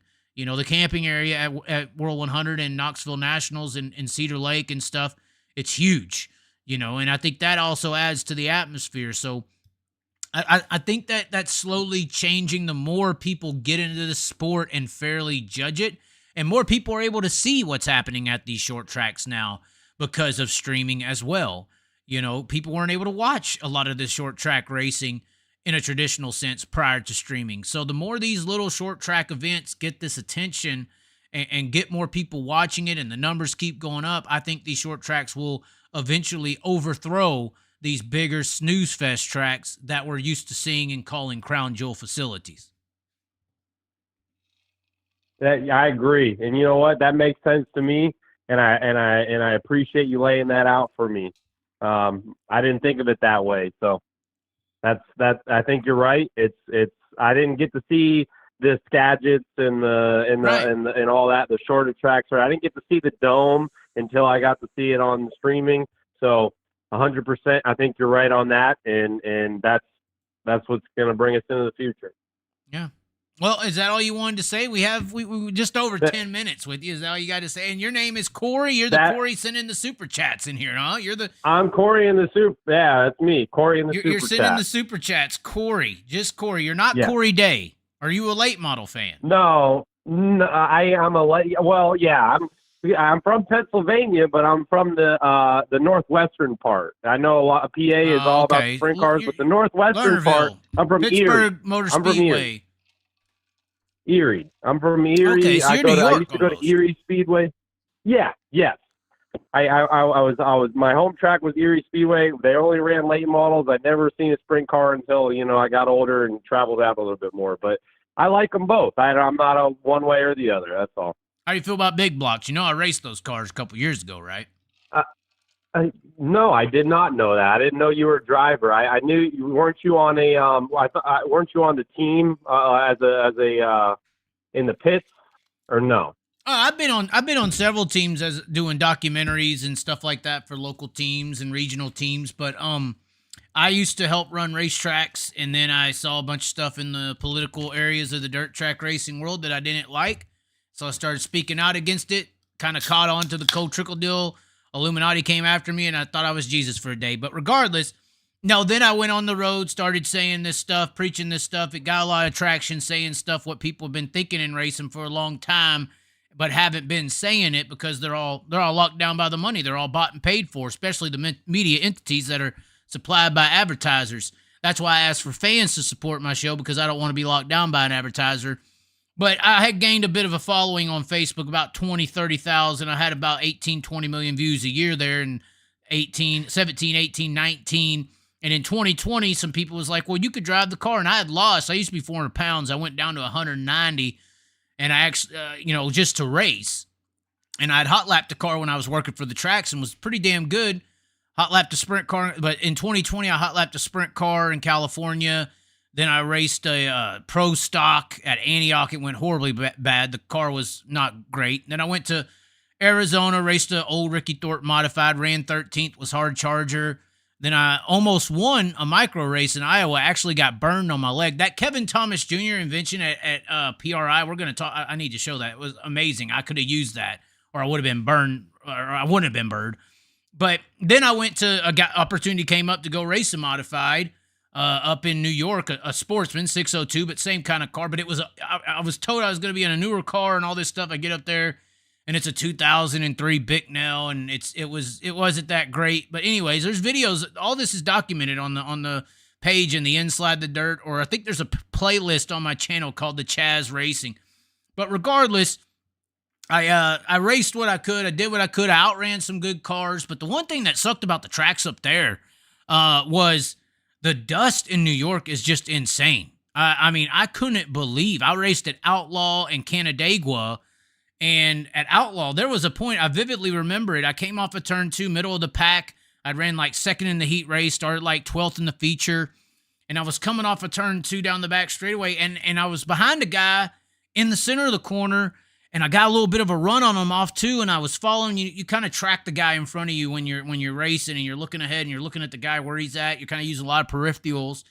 And I remember going down the back straightaway and coming off a 2, and he went invisible. You couldn't see him. Like, the dust became so heavy that you couldn't see the car. And I remember going on the back straightaway like, what am I doing here?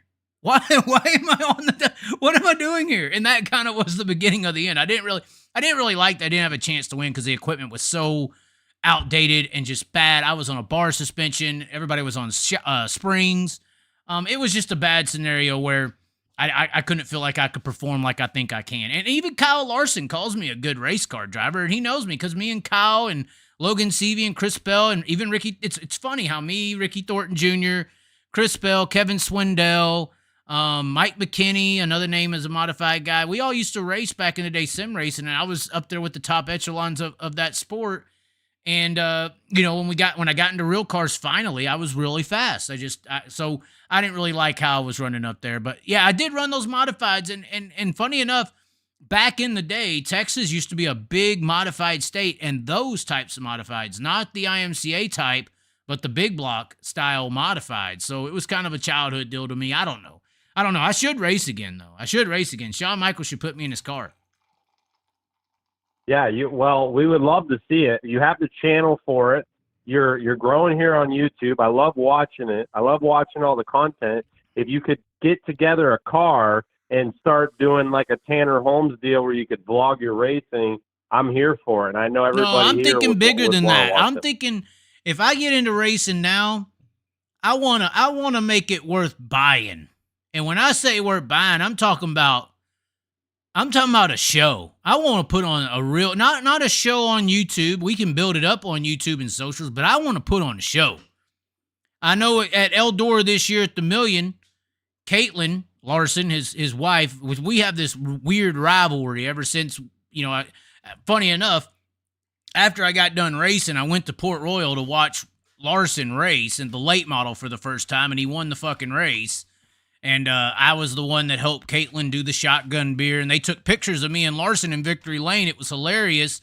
They posted on Facebook. The fucking internet broke, it felt like.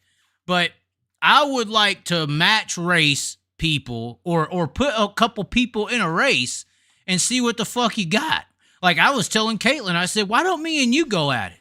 We could throw Dirt Tracker in there, throw Michael Rigsby's ass in there. Let's have a little 6-car, the Chaz, Caitlin Larson, Dirt Tracker, throw Kevin Woody in there for some diversity. Hell, Taylor Reimer can get an invite. Let's do it in some late. I want to do it in a fendered car because I want to wreck. I want to hit somebody. I want some excitement. I want when I come down the back straightaway to be able to overdrive that corner and punch somebody's ass up the racetrack. I want to put a damn show on if I race again. I think match racing's where it's at. I think me versus Dirt Tracker is a one-sided situation. That's why I heard Caitlin can drive. She said she could drive when we were talking about this. Although she was making fun of me because I had put on the fucking weight a little bit and said we should do it in midgets because I can't fit in one.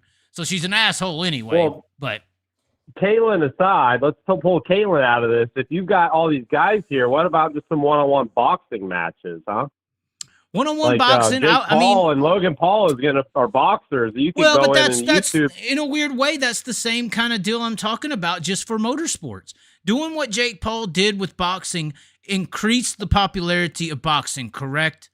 And I was already talking about doing this 3 years ago with Larson. I would like to match race Larson. I think I could whoop his ass in a few different cars if he wants to try it.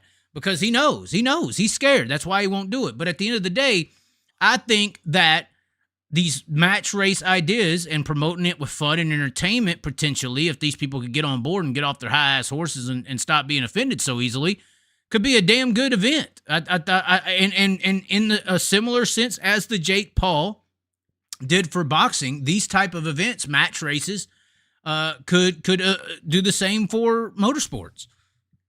Hey, I agree, but you need to get a group of you together. If you can't, one-on-one racing really doesn't work.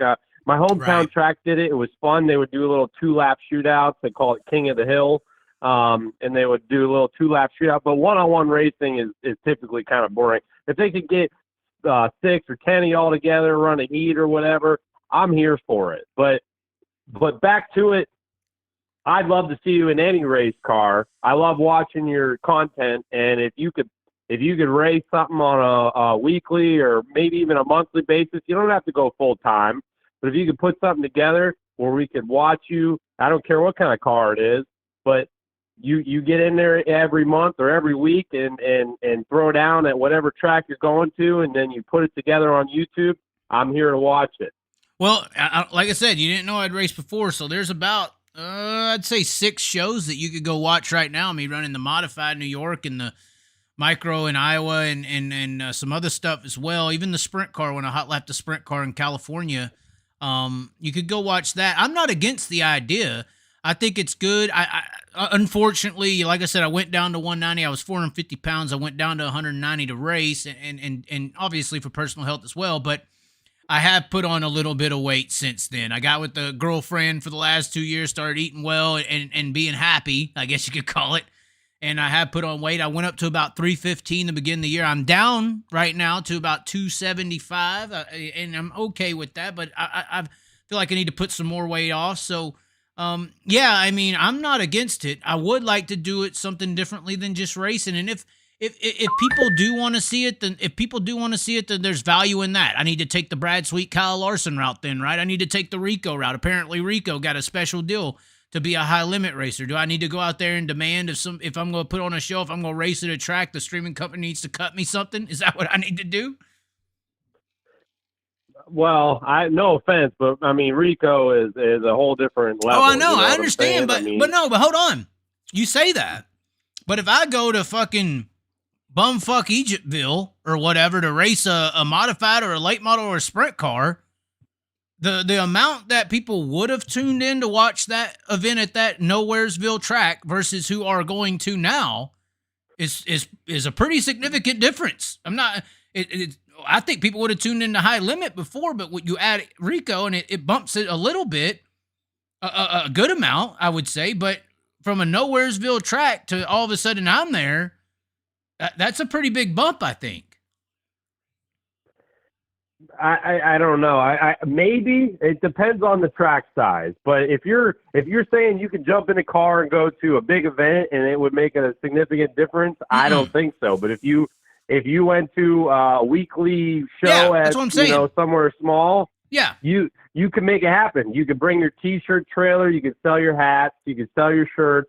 Well, we'd be here for it. I ain't no rich person by all means. I ain't got a T-shirt trailer. I got a car with 430,000 miles on it, and that's about the only thing I got right now. But I do hear what you're saying, and that's what was happening at Land of Legends is where I raced, mostly weekly up there. I think I went there 4 weeks. They even said that their weekly streaming service had buys from California and Oregon and Iowa and Arizona that they had never had before.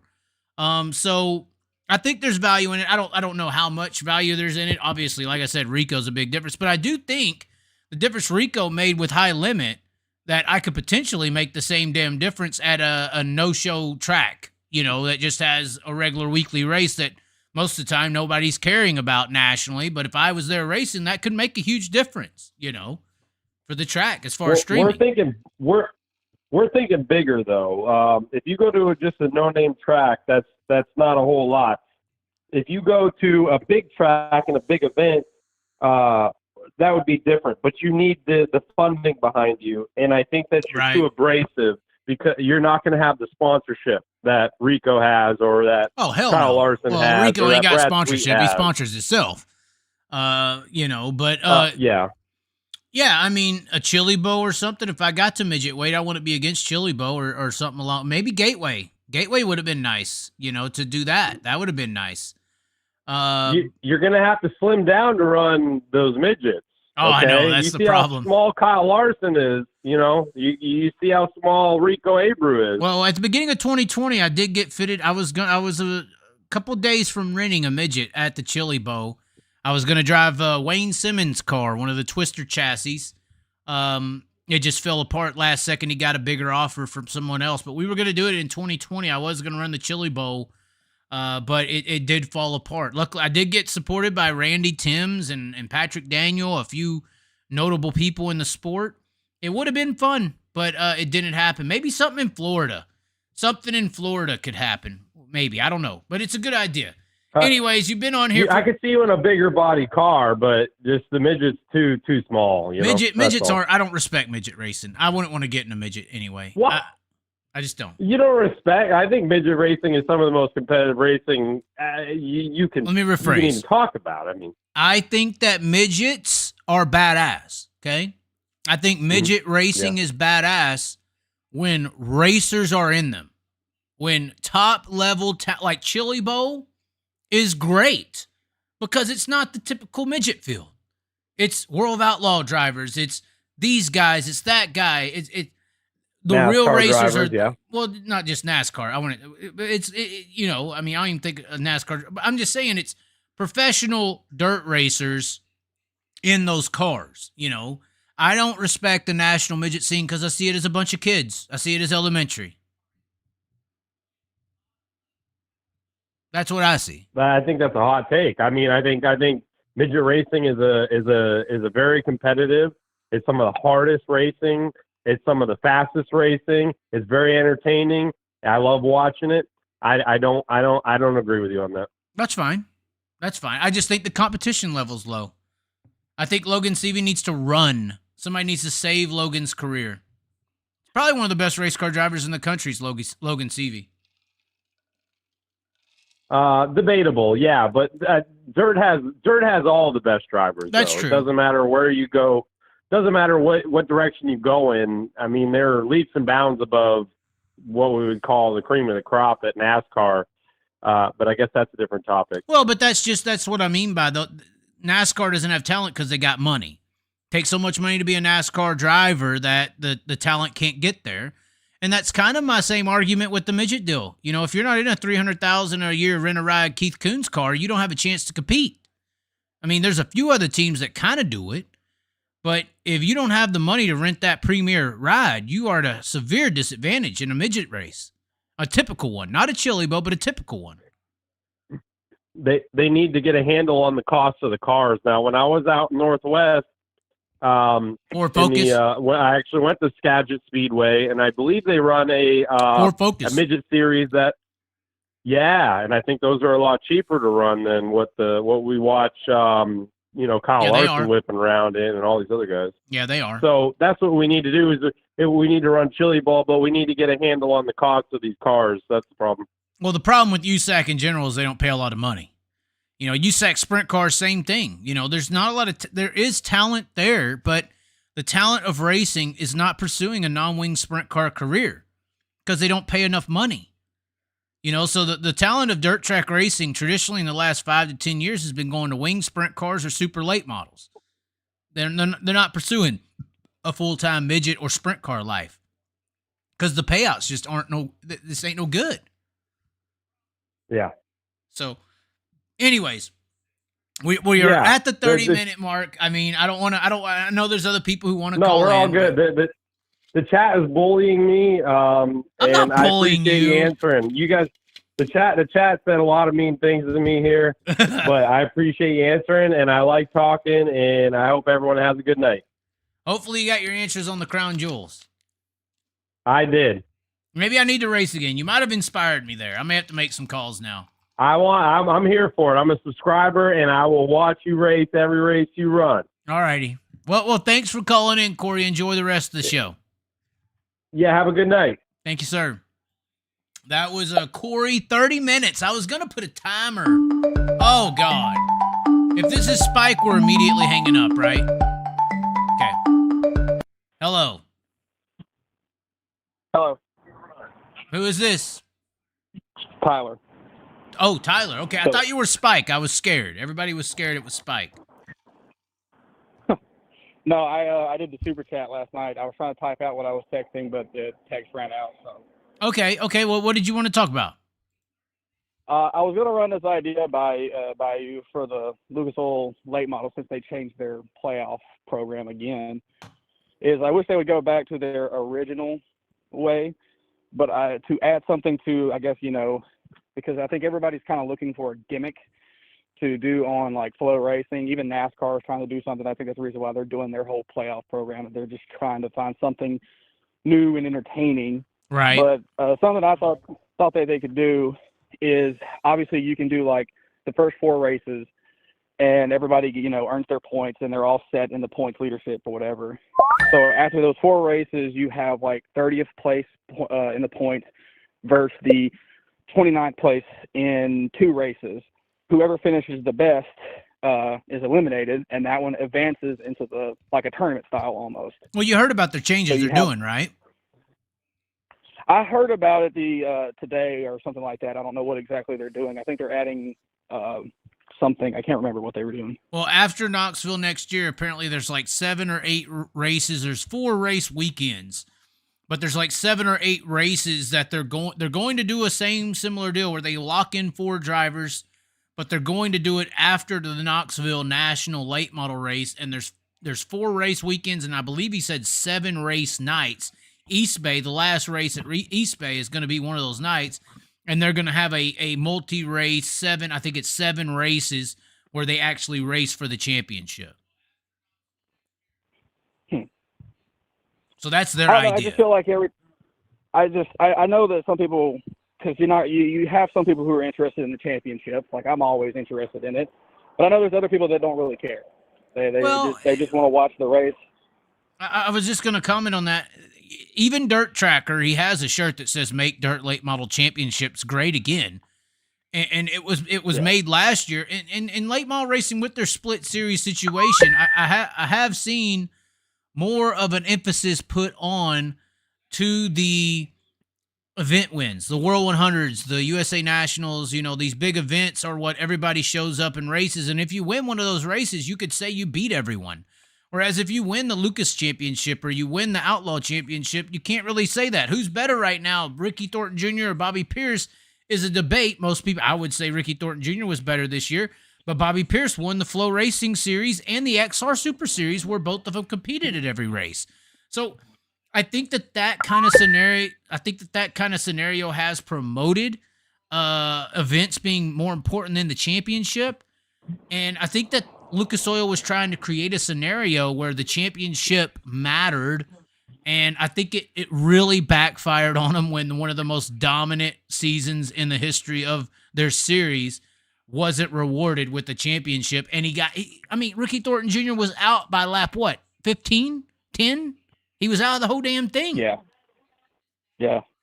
Hey, I think he got a flat, if I'm not mistaken. Do you have your camera up? Hey, Darren, give me the box. Give me the box. We're gonna show the box, the belt. We have a gift for Ricky Thornton Jr. I'm gonna show everybody this while you're on the phone, and I don't know if you could pull your deal out. Maybe Ricky Thornton won't give it. Yeah, pull it out. I got something for Ricky Thornton Jr. because I might we'll see if he'll let me present it to him at the Gateway Dirt Nationals. I wanted to keep it a surprise, but I can't just keep it over here any much longer. I believe that Ricky Thornton Jr. was basically the best. Do you agree that Ricky Thornton Jr. was the best late model driver in the country last year?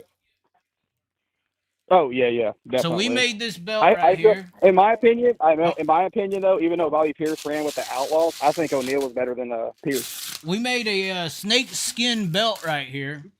I don't know if you can see it or not right now. We made a golden snake skin belt for Ricky Thornton Jr. If he wants to maybe get it at the Gateway Dirt Nationals, and it says on there, undisputed champion Ricky Thornton Jr. We did a little late model design on there. I don't know if you could see it. Super late model SSI Motorsports snake skin with the gold. It is a snake skin belt. We got it over here. Over here you got a little circle. Ricky Thornton Jr., undisputed super late model champion 2023. We got the Chaz on one side. Oh, where's the other one? We got a little trophy. Well, I wanted to present this to him, but the Gateway fucking assholes won't give me media credentials. We'll see if I make it down there anyway. But that's what I got made for Ricky Thornton Jr. because I believe he was the best damn late model driver last year. I really do. I was about to say that belt reminds me of when everybody in my area wanted to win the guitar when Dylan Scott was running the Rev over in Monroe, Louisiana. Nice. Yeah, I mean, I made it up. I made the money. I mean, and honestly, let's thank the fans, because some of your donations, I would assume, I bought that myself, but I wouldn't have that money to be able to make stuff or buy stuff like that without the donations, or without the support. I wouldn't even call it donation. Without the support of the shows, without the super chats, obviously me going out there and making money on my own as well, in the Ubers or graphic design, web designs, doing t-shirts and stuff for people. But y'all actually made that happen. So that is an award that I have for Ricky Thornton Jr. that I customly made. And I hope it makes up for what happened to him, because I do believe it is one of the biggest travesties in the history of racing. I think is Ricky Thornton Jr. not being able to, get a trophy or get anything for that season, I enjoyed the Lucas Oil series as a whole. I still feel like they're the best late model series. It was cool watching him and O'Neal go at it, even though O'Neal kind of fell off there for a little bit, but he still was dominant. And I felt like, in my opinion, this is just my opinion, I feel like O'Neal is better than Pierce than this past year, but that's just my opinion on that. What do you mean, though? Well, I mean, like, as far as, like, how everybody's talking about championship, like, who was the better one, you're talking about, like, Thornton being better than Pierce. I'm saying I feel like O'Neal's even better than Pierce this past year as well. So you think O'Neal was 2? You would put Pierce in a slot 3? Yes, I would put Pierce in slot 3. I would put O'Neal over him. Well, I mean, how would you feel about that Deer Creek finish then? Yeah, I was there. I talked to Mark Richards. I talked with everybody. That was different. I find it funny how people call Pierce the smooth operator, and yet I've seen him do some dirty slide jobs that are crazy. I can't remember. Definitely. There was one race this year where he ran into Shannon Babb like twice. And I also hate that, because I feel like some of the drivers with their name, they get away with a lot of shit. Because I know we talk about.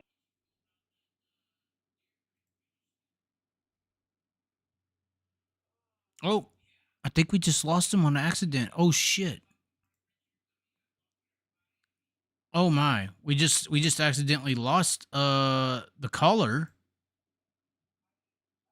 Hold on just a second. We're trying to get him back. Oh man. Hey, can you call back? Hold on. I think this is it right here. Sorry about that. Did I get you back? I lost you there. It's okay. No, I did it. I was trying to block. I think it's Spike who's calling over and over again, trying to fuck the podcast up or the show up. Gotcha. Talk show. I was doing these before podcast was a thing, so I was trying to make sure Spike can't call anymore. Gotcha. But continue. Sorry about that. No, it was all good. I'm trying to think. We were talking about how Pierce and everything. Get some things, and he's dirty. He is a little dirty. Yeah. Now he does do a lot of moves that aren't dirty, that don't get credit. He does race very close and not really wreck people sometimes, but when he does, it's pretty obvious. Yeah. I was going to say something else too about the I think I was talking about the high limit series, sprint car series. And you're talking about doing the. You're a late model guy, I'm assuming at this point. Are you crossbreed? Where are you from? What's your area? I'm in the Boot Hill area, Shreveport area. Oh, okay, Boot Hill, yeah, old stomping grounds, Arklatex, everything up there, Chatham. Yes. And of course, you already know that's late model country. It's always been modified country, really, but. Yeah, definitely. We have 3 different classes. You have pro mods, limited mods, and then modified. So that pro mod class, what the fuck is that? 2-link with the fucking factory stock tires. It's factory stock country, technically, is really what it is, or at least it became that. Yeah, well, it became that until they started doing those little Sportsters and those front wheel drives, and then those front wheel drives were getting even a little bit faster than the factory stock. That's the reason why they switched over to that modified tire that you can run now on the factory stock, which that's everybody's big talk right now around their areas, because you can still run the slick tire, but everybody else is running the factory or the modified tire. No, that they had like 25 guys show up at Boot Hill not long ago. This a couple weekends ago, only 6 cars finished that race. Yeah, it's an interesting situation down there. But regardless, high limit. We'll stay on topic a little bit. I do want to say if you call while a caller is on the line, I am going to start blocking and junking your number because that noise does come through the show. So give a little respect while we're on the line. I mean, obviously the delay isn't long here. You can tell when we're talking and when we're not. But if you call while we're live, I'm going to start junking your number and blocking you from even being able to call at all. But you want to talk about the high limit series. I mean, we could talk for days about the issues of Southern motorsports of the United States down there in that area. It's really bad. But go ahead and get into the high limit talk that you wanted to have. So the topic I wanted to talk about, because I see people getting really criticism over the charter system. I don't really see the difference between the World of Outlaws Platinum membership versus the charter system.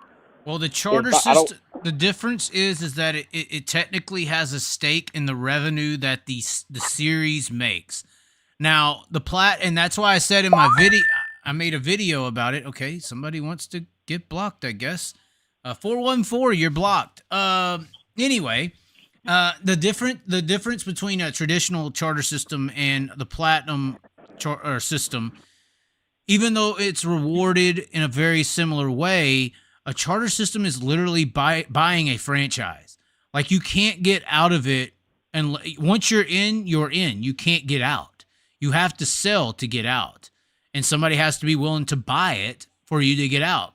You know, I was having a very interesting conversation with somebody last night about this charter system, and they were like, well, high limit's all about the freedom and this stuff and that stuff. And I was sitting there and I was like, but hold on just a second. They may be about freedom to get you in right now, but the ultimate goal of a charter system is the NASCAR style. And at a NASCAR level, what NASCAR went and ended up doing with all of their power that they ended up getting, they went up and bought all the tracks. They went up and control everything now. And you can't go start a stock car NASCAR series because you can't race on any of the tracks that people are used to seeing stock cars on. And the drivers in the charter system, since the charters have so much power, are controlled. You know, Christopher Bell can't race dirt right now, technically because of the charter system. Because the ownership group has so much power within a sport, they can dictate somebody's life. If they, you know, and I know you're not talking about that in a way. You're trying to say what's the difference between the platinum membership and the charter system. The bigger difference there is that a contract with the platinum agreement is right now, I guess, 1 year. A contract to be a charter is a literal, like, forever binding contract that you are a part of high limit. You now bought a McDonald's franchise. You can't just, like, unfranchise. You have to sell it if you want to get rid of it. So you're in it. It's over. Like, it's not like you're just a team and you can just leave.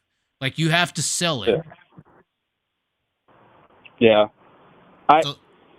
You know, I guess I can see where that's coming from, but I mean, ultimately, if you look at both of them, I mean, yeah, of course, you sign up for a year with the World of Outlaws, but right. The World of Outlaws has that hold over like Schatz and all of them who can't really run these other shows. So I mean, technically, they still kind of have control over those guys too. So it's like two people are going for control over everything. Right, and that's the scary part about it in a way, is that yes, it's starting on come be free, come you can have your freedom, but at the end of the day, like a commenter just said, Darren Schroeder, he said, yeah, you think High Limit won't try to protect the brand in the future. And I made that point the other day, kind of with the Christian Islam story that I had, because I watched a podcast where Islams were battling Christians in a debate. And the debate, the main point that the Islams were saying, the reason that Christianity and Jesus was all live free and be nice, their main point in that situation was that Christians didn't have any power when Jesus came as a prophet from God. They didn't have any power to go to war with another country because the Christians or his followers at that time were part of the slave class. They were part of that lower class. So they had to offer an alternative way from war to have followers. And that is somewhat of a very eerily similar situation. High Limit can't run on we're the brand and you can't run anywhere else. That's already the picture that's painted under the World Racing Group. So they're running or campaigning under the freedom way, under the let's all be happy way. But as the Islam guy was making a point, what happens when you become the leader? What happens when High Limit gets to the powerful position of a World of Outlaws? Will they all of a sudden be nice and let's play freedom and everyone can just kumbaya? Because, you know, he was saying, if you want an example of Christian extremism, look at the United States. They're going around causing wars and everything under God. You know, they were just giving that example. Like, it can still happen under Christianity. So I was just in a point. It's like, what will High Limit be if they get to that powerful position, as Darren Schroeder just said? You know, I mean, I'm obviously I love both. I love anything dirt track racing at any class. I even like the big blocks, even though they don't race around here very often. There is a short track Cajun region, but there's not very many drivers because you have some that are split between the wing modifieds and everything else. Right. But I love the late model system because in reality, if you really think about it in the late model system, I mean, obviously Ricky Thornton had the Lucas Oil, championship one. We all know that he should have won that. But ultimately, his name no matter where he goes. Right. It's always like you don't count him as, oh, he's just a Lucas Oil guy. I mean, he could switch to the World of Outlaws next year and win the World Outlaws title. I mean, Superman, Chris Madden, all these names, but when you think of sprint cars, when you hear a name, you kind of title them to, oh, they're an outlaw guy, or they're just a PA posse guy. Right. I feel like sprint cars, obviously, they're not as huge down here in the South because everybody else just chooses running late. They're coming models. that way, though. That's a hell of a fucking Southern Swing schedule they got coming. It ain't going to Louisiana. Yeah. I suggested to Brian Carter at Devil's Boat, because I used to announce there. I was there up in the booth with Brian Carter. I said, for a traditional sense, going to a Boot Hill would have been a cool kind of replacement for Devil's Bow. Because a lot of people say that Boot Hill was the original track of the World of Outlaws. Actually, it was Arklatex that was really the World of Outlaws. I mean, in my work, because the late models used to come there, and they also went to go to Lone Star as well at that time and point. But I will say this, though. The World of Outlaws sprint cars did come through Louisiana when the Rev was open. I went to that for the first time. I love the Rev. I wish the Rev was still open. I think that was Wasn't that a Clint Boyer deal? No, that was a Dylan Scott deal. Dylan Scott and I can't remember the other guy's name that ran the track. But him and Dylan made a deal with the guy that owns the track. The guy wanted more money. Dylan and them couldn't afford it, and they just let it go. Guy took dirt off. Track's still standing up for sale. Wow. And that was a really badass race. The last one I saw there was amazing. It's unfortunate. It was the sprint cars that came through, it was between Casey Kane and David Gravel. And Gravel won. Yeah, it was good. Well, is there anything else you want to talk about or no? We got you on here for 10 minutes. I'm trying to be nice. I could talk to you for hours, obviously. You're from the same damn region, but we got these people trying to sabotage the damn phone calls, and I think I figured them out. I figured out how to mute them. They can't ruin it anymore, but I mean, if it was me or anything, because like my brother, he races around here. He just recently switched to a limited mod. But one of the things, it doesn't really matter where he wants to race, but one of the most popular choices he wants to do is he wants to do late models because he gets the freedom of choice to get to really almost pick and choose what he wants to do. Well, he needs to relocate. Although Hunt the Front's doing some big deals down there. Hunt the Front's really rejuvenating that area. He really is. Well, you still have the Comp Cam series around here. I mean, I'm not saying that's like the best series, but that's still one of the popular series that comes through here a lot. Yeah, and I grew up on that. That was kind of the only super racing we got was Super, SUPR. And I even got to hang out and was sponsored at one time by IRP. I'm sure you know IRP. A whole Ingalls family. Doug Ingalls was a legend over there, So, And what was the number one car that used to? What was it? Ronnie Adams or Kenny Adams? Yeah, Ronnie Adams. Ronnie Adams. Yeah, it was Ronnie Adams. Yeah, Boot Hill has that memorial race at Yeah. the beginning of the year for like 20 for it. Yeah, I think I was actually there for the first one because he died while I was helping Jason and everybody with the family. But yeah, it's an unfortunate situation down there. I think the biggest issue with Southern Racing is that there's just in these other places where motorsports is big, baseball and football and basketball really ain't. You know, football is so many kids and parents want their kids to be, a quarterback or something. They don't give a fuck about racing down there, in a way. The society doesn't. Well, the issue is also track owners also kind of like want to try to make money off of it, and you really can't. You're not going to make like a heavy amount off of it. And just right, 8 classes, getting that back gate money. I mean, let me. I would love for the World of Outlaw sprint cars to come through, but the one of the things I would tell anybody around there, they would have to tell some of the classes to stay home. They would have to. Right.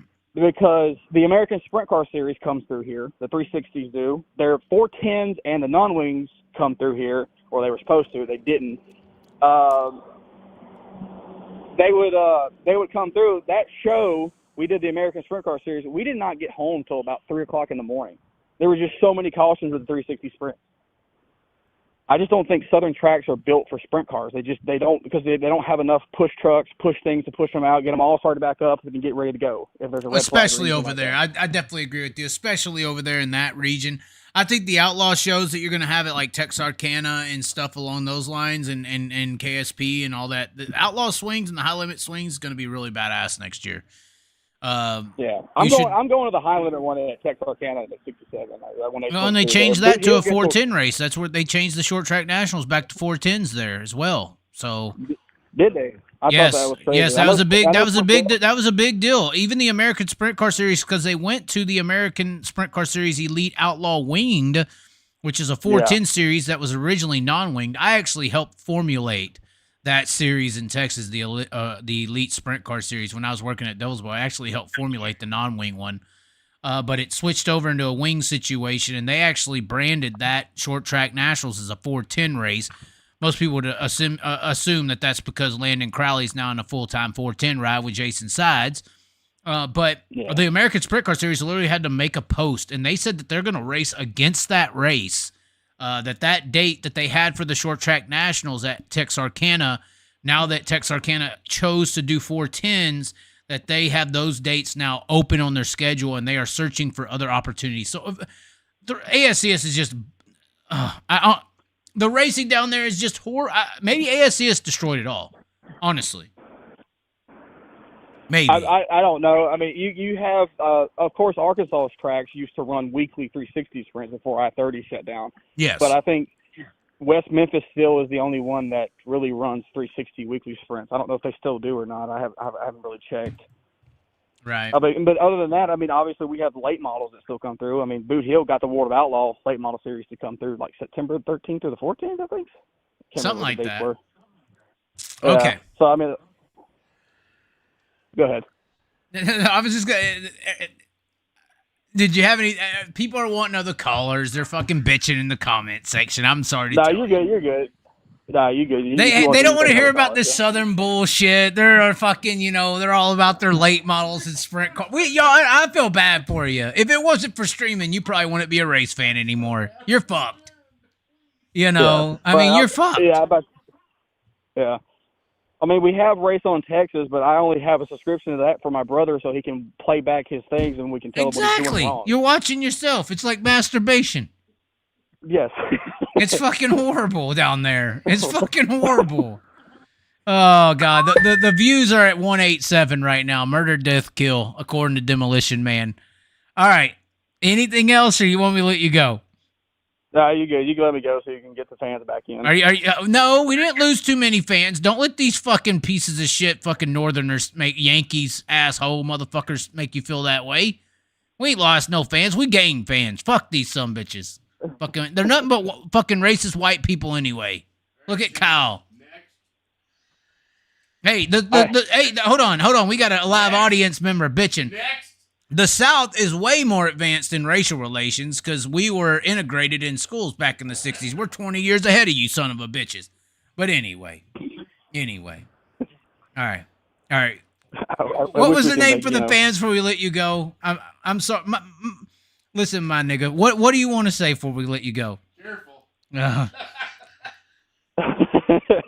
I was about to say, I mean, if we were going to talk about that, we can, make South racing great again. Good luck. That's about as hopeful as Biden reading a full sentence off of a calling card. I mean, I don't think it's going to happen. But I think the sprint car swing down there, the sprint car, the high limit, and the World Outlaws is going to do some things down there for sure. Hopefully. We'll see. All righty. Well, thank you for calling in, All right, man. appreciate it. All right. No problem. Bye. Look at this racist fucker in the chats. The North won for a reason, chats. The North won, so y'all never integrated. Y'all stayed. Oh my God, who is this?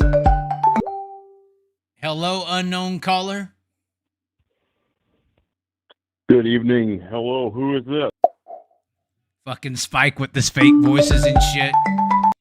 Hello? What's up, Chaz? Oh no, who is it now? It's Dave Watley again. Oh God, are you gonna tell me some lies about some track in California again?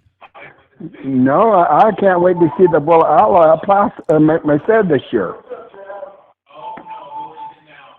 The World of Outlaws at Merced. You told me about this track in California, and everybody I had very reputable people say you're a liar. It's being built. I heard you're a liar.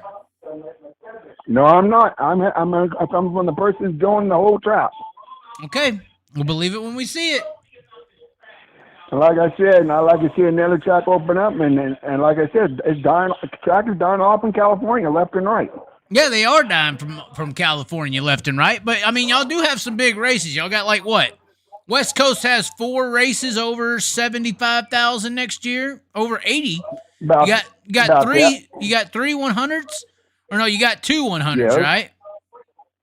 Yeah, 2 100s. Like I said, it's like I told somebody, racing is a dying sport in California. Well, that's because you got too many Democrats. Oh, that fucking governor is an asshole. Not as big of an asshole as Spike. Spike's an asshole.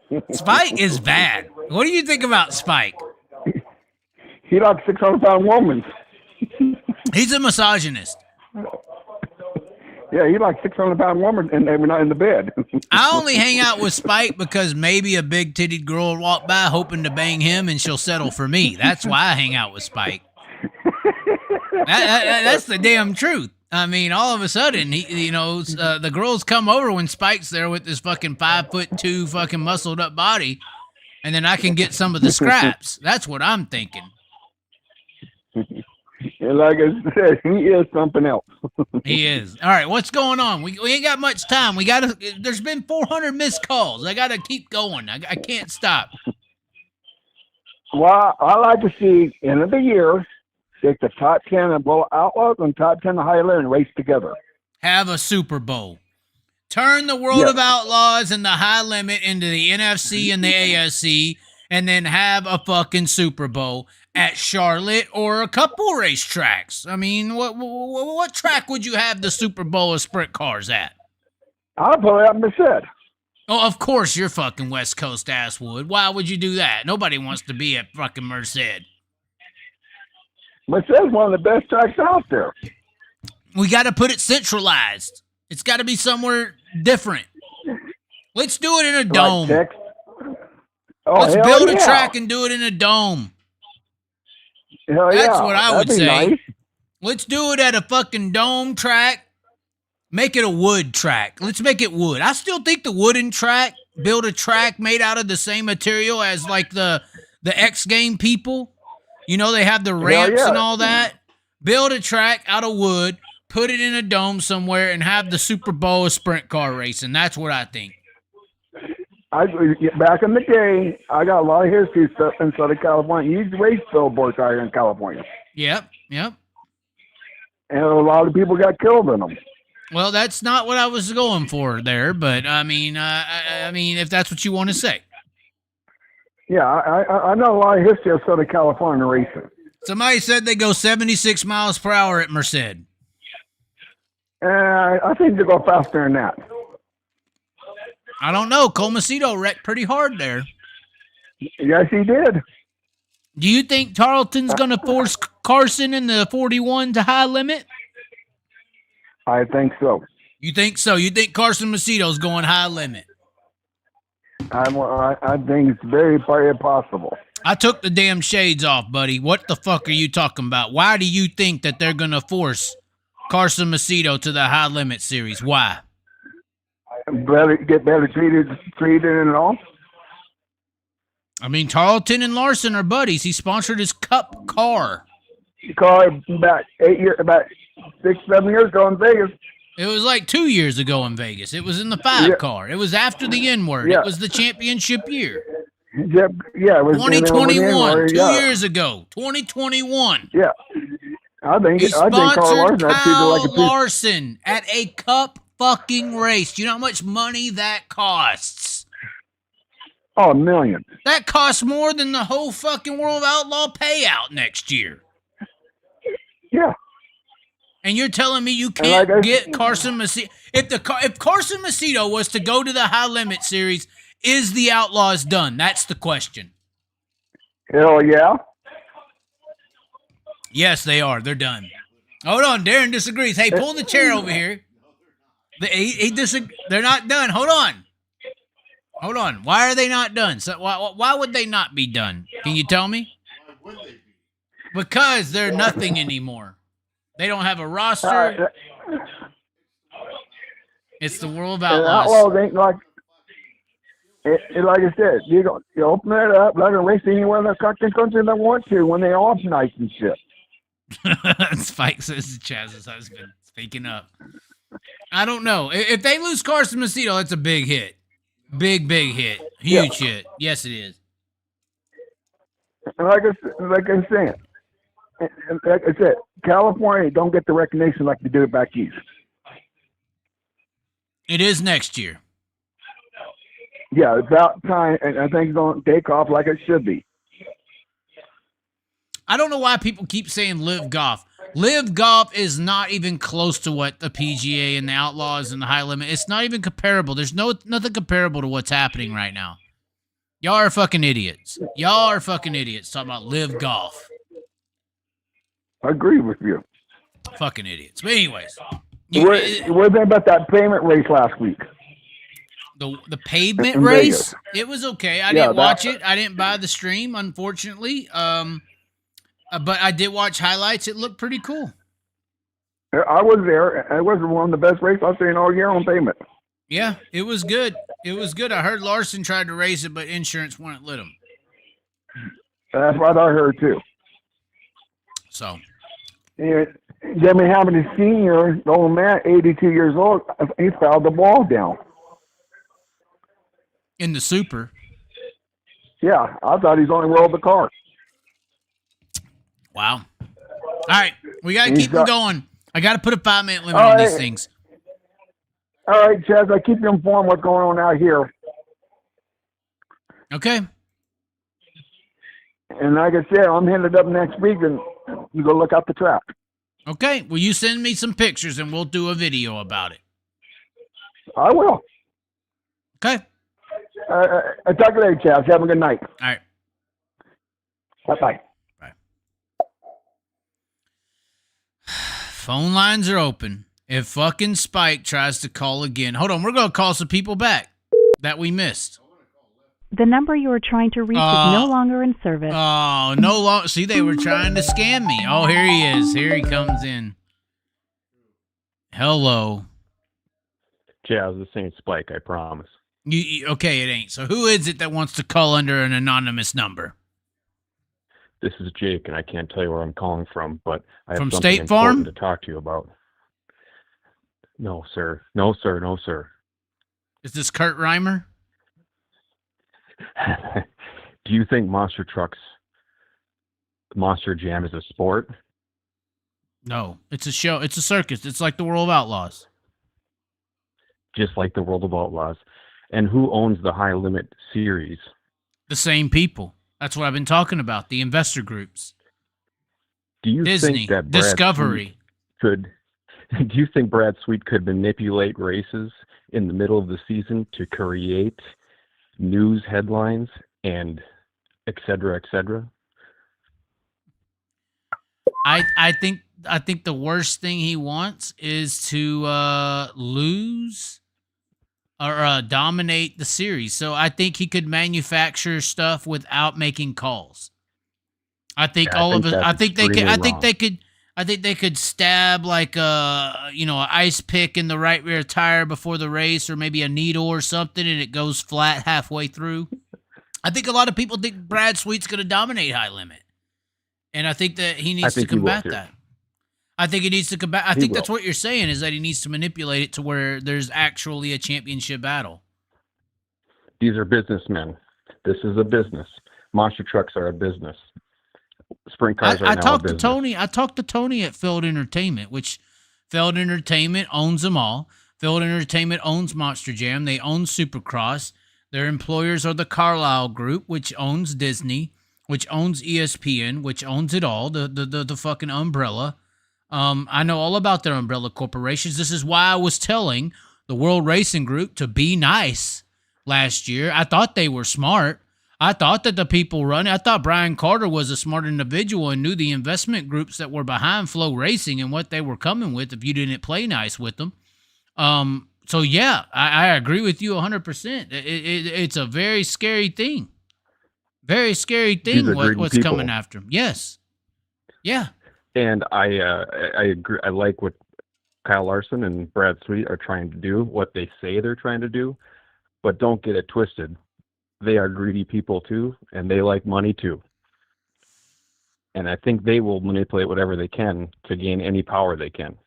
Well, power is what man has always been after.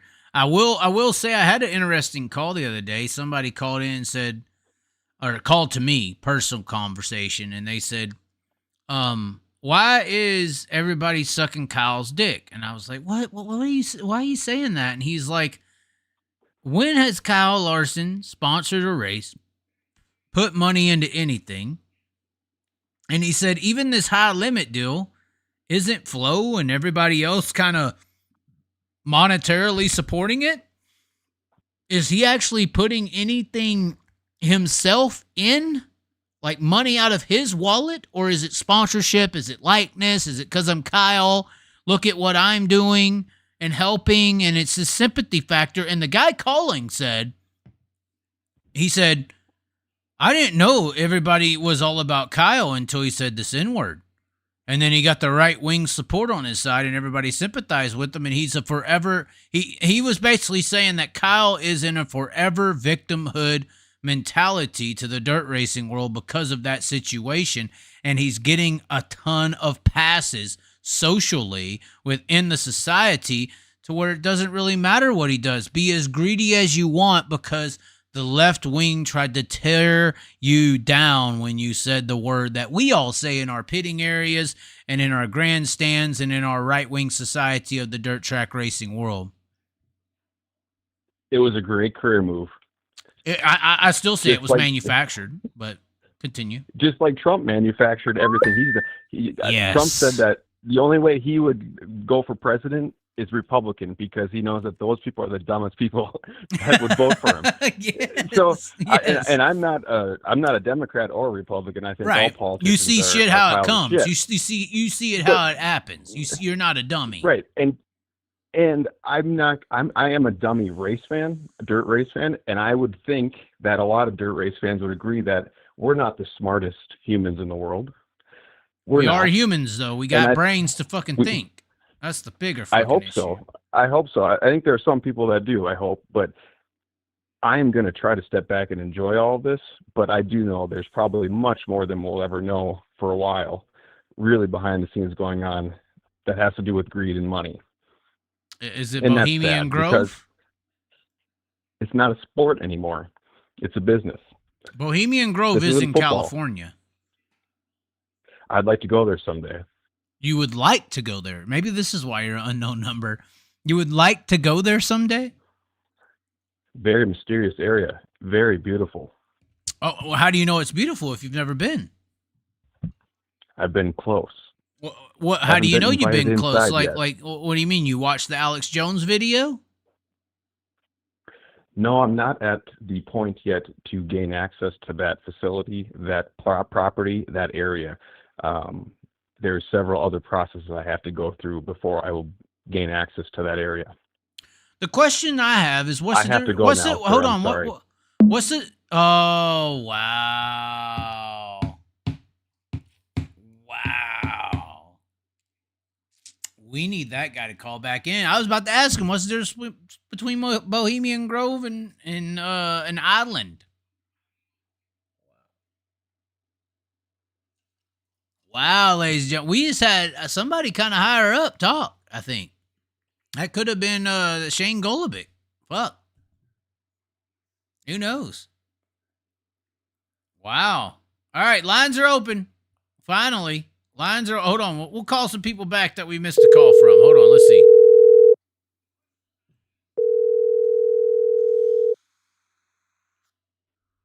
Hello.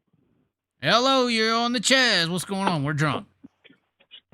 Hey, how you doing, Chaz? It's Outback Andy. Outback Andy. Oh, shit. Wow, what an interesting week in the world of sprint car racing. I think so. Pretty good. Things are still and to the come. Slip of one thing I'm kind of surprised, I don't want anyone to take this the wrong way, and especially Brad if he hears it. I know he's got a lot going on at PRI, but I would think that you would remember the names that you had signed, that you had released. I understand you got, from what he was saying, more names to release, but I think you should still remember the ones that you have already released to the public. So I think I called you earlier on this one and sent you a message that in the PRA clip today, he mentioned Sunshine joining him.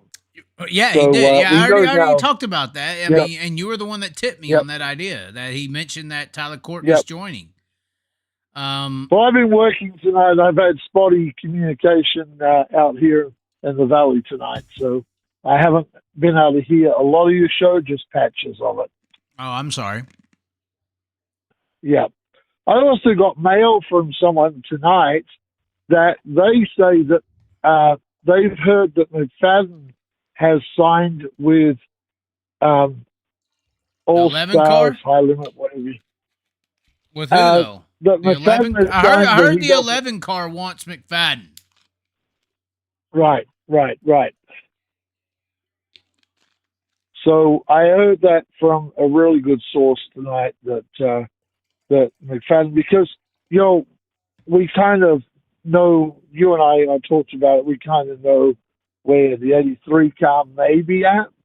Buddy Kofoid to the Outlaws. That's what I'm hearing left and right.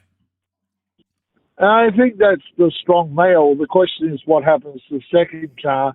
I don't know necessarily that that's going to end up on the West Coast as we've had before. Well, I heard that Roth has still got sour grapes from the NST era when the 83 car won the championship and they never got paid. Right. But this is a different era. You got to get by that. But well, Dennis Roth ain't necessarily up with the times. Yeah. So the other things, there's just things going on out there that McFadden may have got that mail that whatever's going on over there and started to put the feelers out for other rides. That's a quality driver, and I think it's safe to say he would have been in the top 4 in points had they not had that tire issue, right? Oh, yeah, he would have been top 4 for sure. Could have been even better. You never know.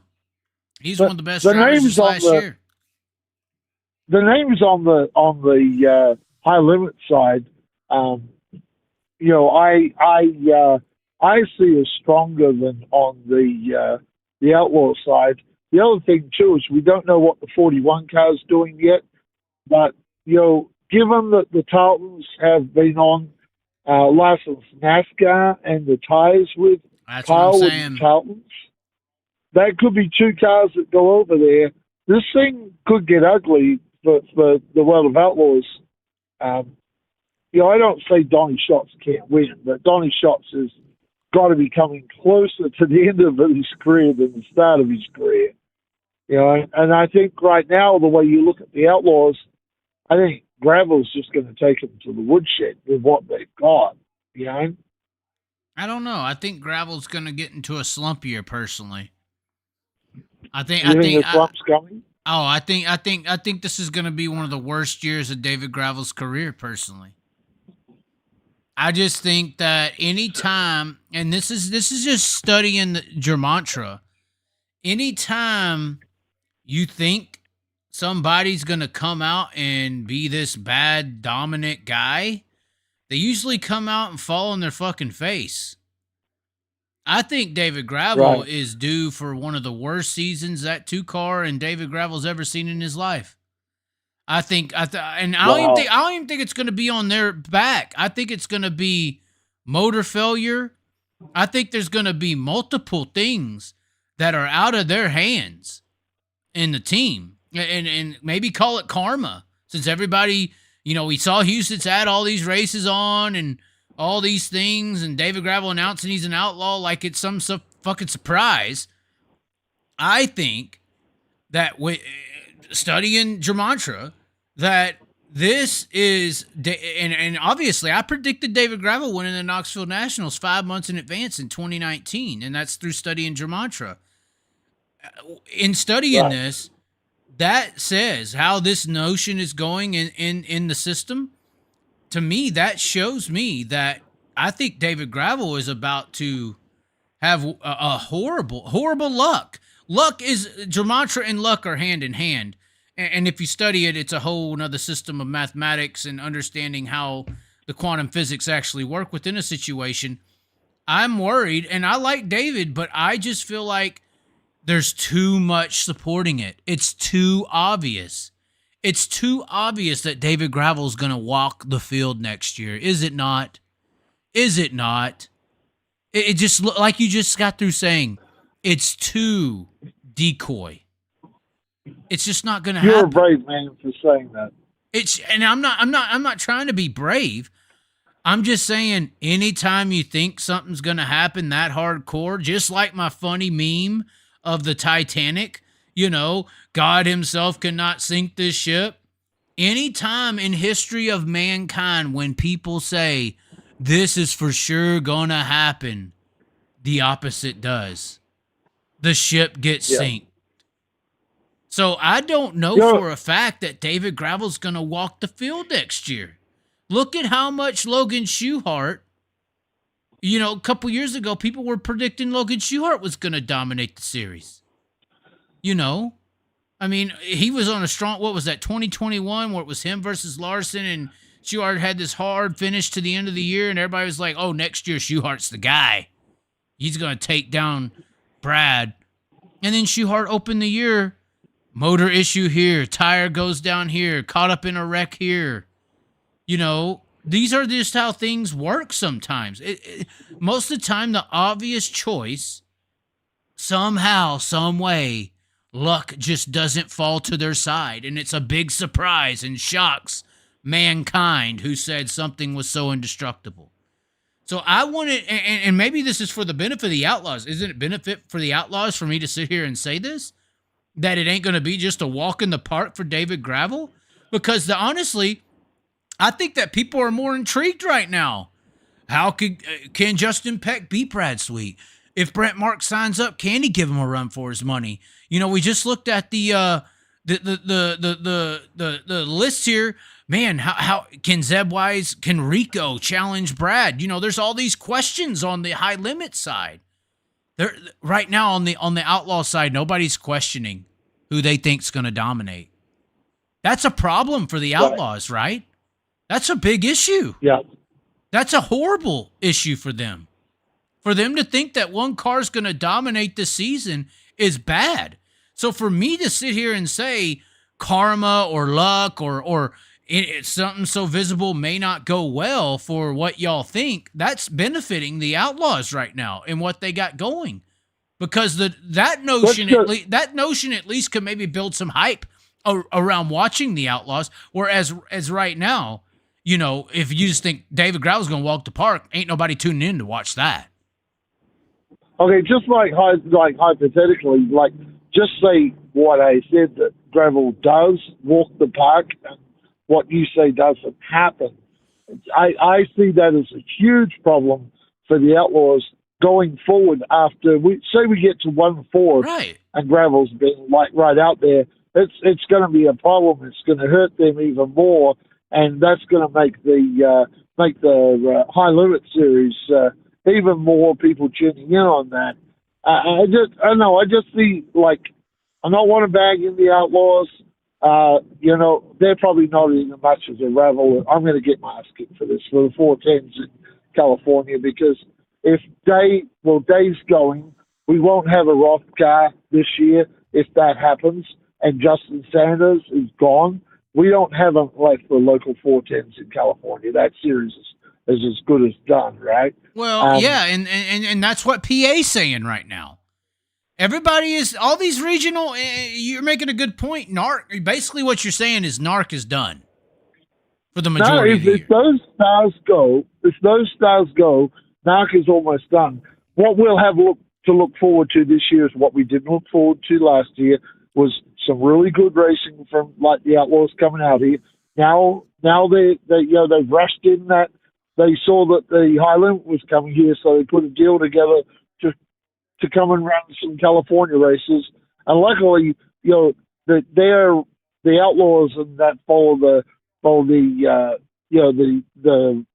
Larson series. So we're going to have those running together. So for a few weeks, we're going to have some really good 410 sprint car racing out here.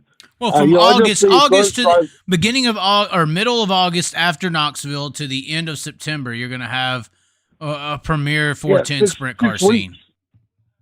6 weeks on the West Coast, so there's some good racing. So we get ready paid back for the shit that happened here in California last year with the And the other thing too is, what you got to remember is, there's a lot of people that are dirty on the Outlaws out here for dumping California last year. You know? The way they just dump the fans. Well, I mean, PA saying the same if they lose Brent Marks and Macri. Right. I mean, what are they going to do? This thing has the makings, like what we're seeing and what we're hearing and the way it's going. We have the makings of the High Limit Series just being this huge, you know, bear that's just going to eat up everything. Well, and that's scary. That's scary. Are we seeing the formulation of a NASCAR and sprint car racing? Because that's what happened to the short track asphalt scene that the last caller talked about. Short track asphalt racing used to be big. You're old enough to probably remember the Copper World Classic in Phoenix or NASCAR Southwest. These are regional and local area regionals that had 60. There was 60,000 people in the fucking stands for a NASCAR Southwest region race at Phoenix in 1992. Yeah, but hold on. But what happened was NASCAR. Well, I was just gonna say what happened was, in my opinion, at least, before you respond, hold on, I'll let you go. Is that NASCAR came in and took over the glamour, the spotlight, the national tour, the national series, and they basically became the asphalt staple of the scene. And it basically destroyed the reputability, the glamour, the attention, the fame, the must-see attention of these regional series by taking their best drivers to NASCAR Cup racing. And those regional series didn't have any stars to sustain fans. And that scarily, if you want to say NASCAR short track asphalt scene, is now sprint car dirt track scene. It's a very similar, eerily similar scenario. Go ahead. That's all I wanted to say. Okay, I think the problem with NASCAR on the West Coast is that now it's ARCA. It's got too expensive. Like, but I'm talking about 1992. Okay, you can't reference today when what I'm speaking.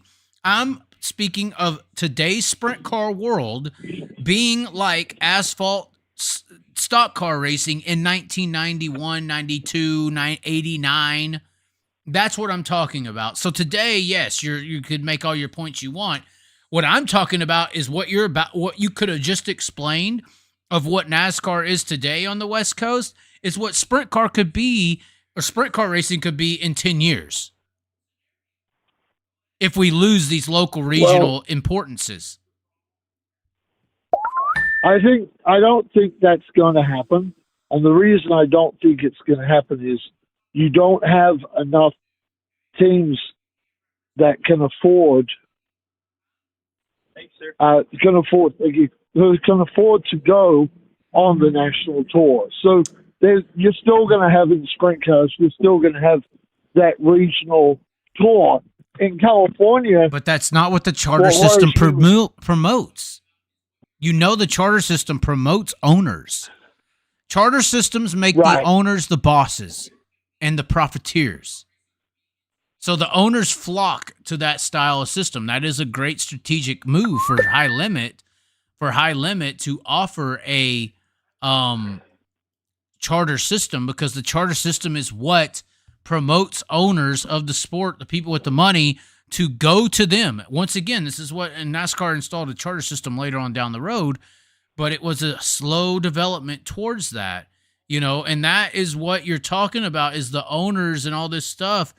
Like, if you got some money, if you got a decent operational charter system kind of thing like High Limit's promoting right now, you could put money in there and make money. You know, owners in the sport ain't made a fucking dollar. These drivers can cry all fucking day. I originally got all pissed off about dirt racing because of the owner side of stuff. You know, these owners are getting fucking raped right now. You know, this is a hobby for the owners. You know, people can say dirt racing's a hobby, maybe for the drivers, but the owners are getting fucking raped. The charter system is the only thing that's going to save them.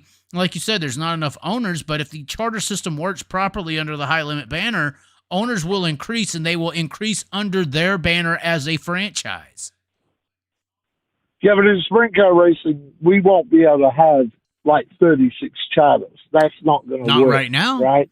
If it becomes profit, no, if it becomes profiting, it's not. When's the last time owning a fucking team has been profiting? Please tell me. It has never.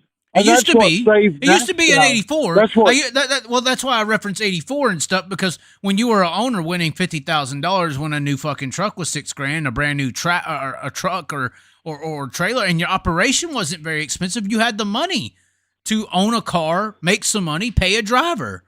But it ain't the '80s no more. So that's what I'm saying. Before the charter system, if you wanted to get out of NASCAR racing, you got like 1 cent on the dollar return on your stuff. At least now, if you get out, you've got something tangible to sell. But I don't think our sport is big enough and ever will be big enough to support 36 charters on one series. I don't see that at all. I mean, I'm sure there were people in NASCAR in 1980s and 90s saying the same thing. Look what happened. That's why I was being critical of Taylor Reimer's switch. You know, if you were a driver in 1989 and you were a full-time NASCAR driver and you got an IndyCar opportunity and you said, I'm going to IndyCar racing to become a bigger name in the racing scene of America, that's true in 1989, 1990. But 4 or 5 years later, what happened? 10 years later, what happened? 30 years, what happened? You know, so I know what you're saying, but it depends on how this High Limit deal. The streaming situation is adding a whole nother aspect to this. It brought Wall Street to racing. The money, the business is here.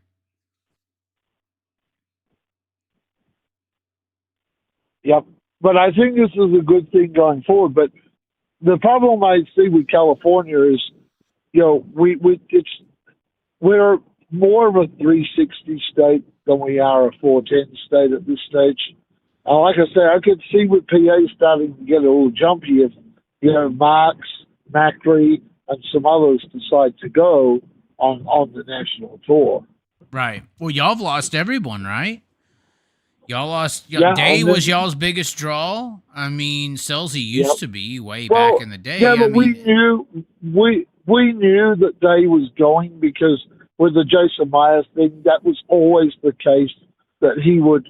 But I don't think you really find if before this store came up, I don't think if it was just the Outlaws out there, I don't think you would have found Day go.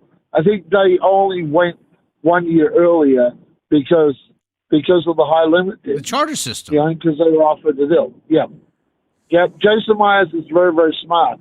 Get in now because if I ever want to get out, I got something I can sell. Justin Peck and Boot Motorsports, that team was not equipped to be national until they made business sense of it. The charter system makes business sense for team owners. Exactly, which is great because in a way, because that makes now the 410 National Sprint Car series, it makes that series viable to owners to do that. Right. That's why you could get to 36 cars viable. eventually.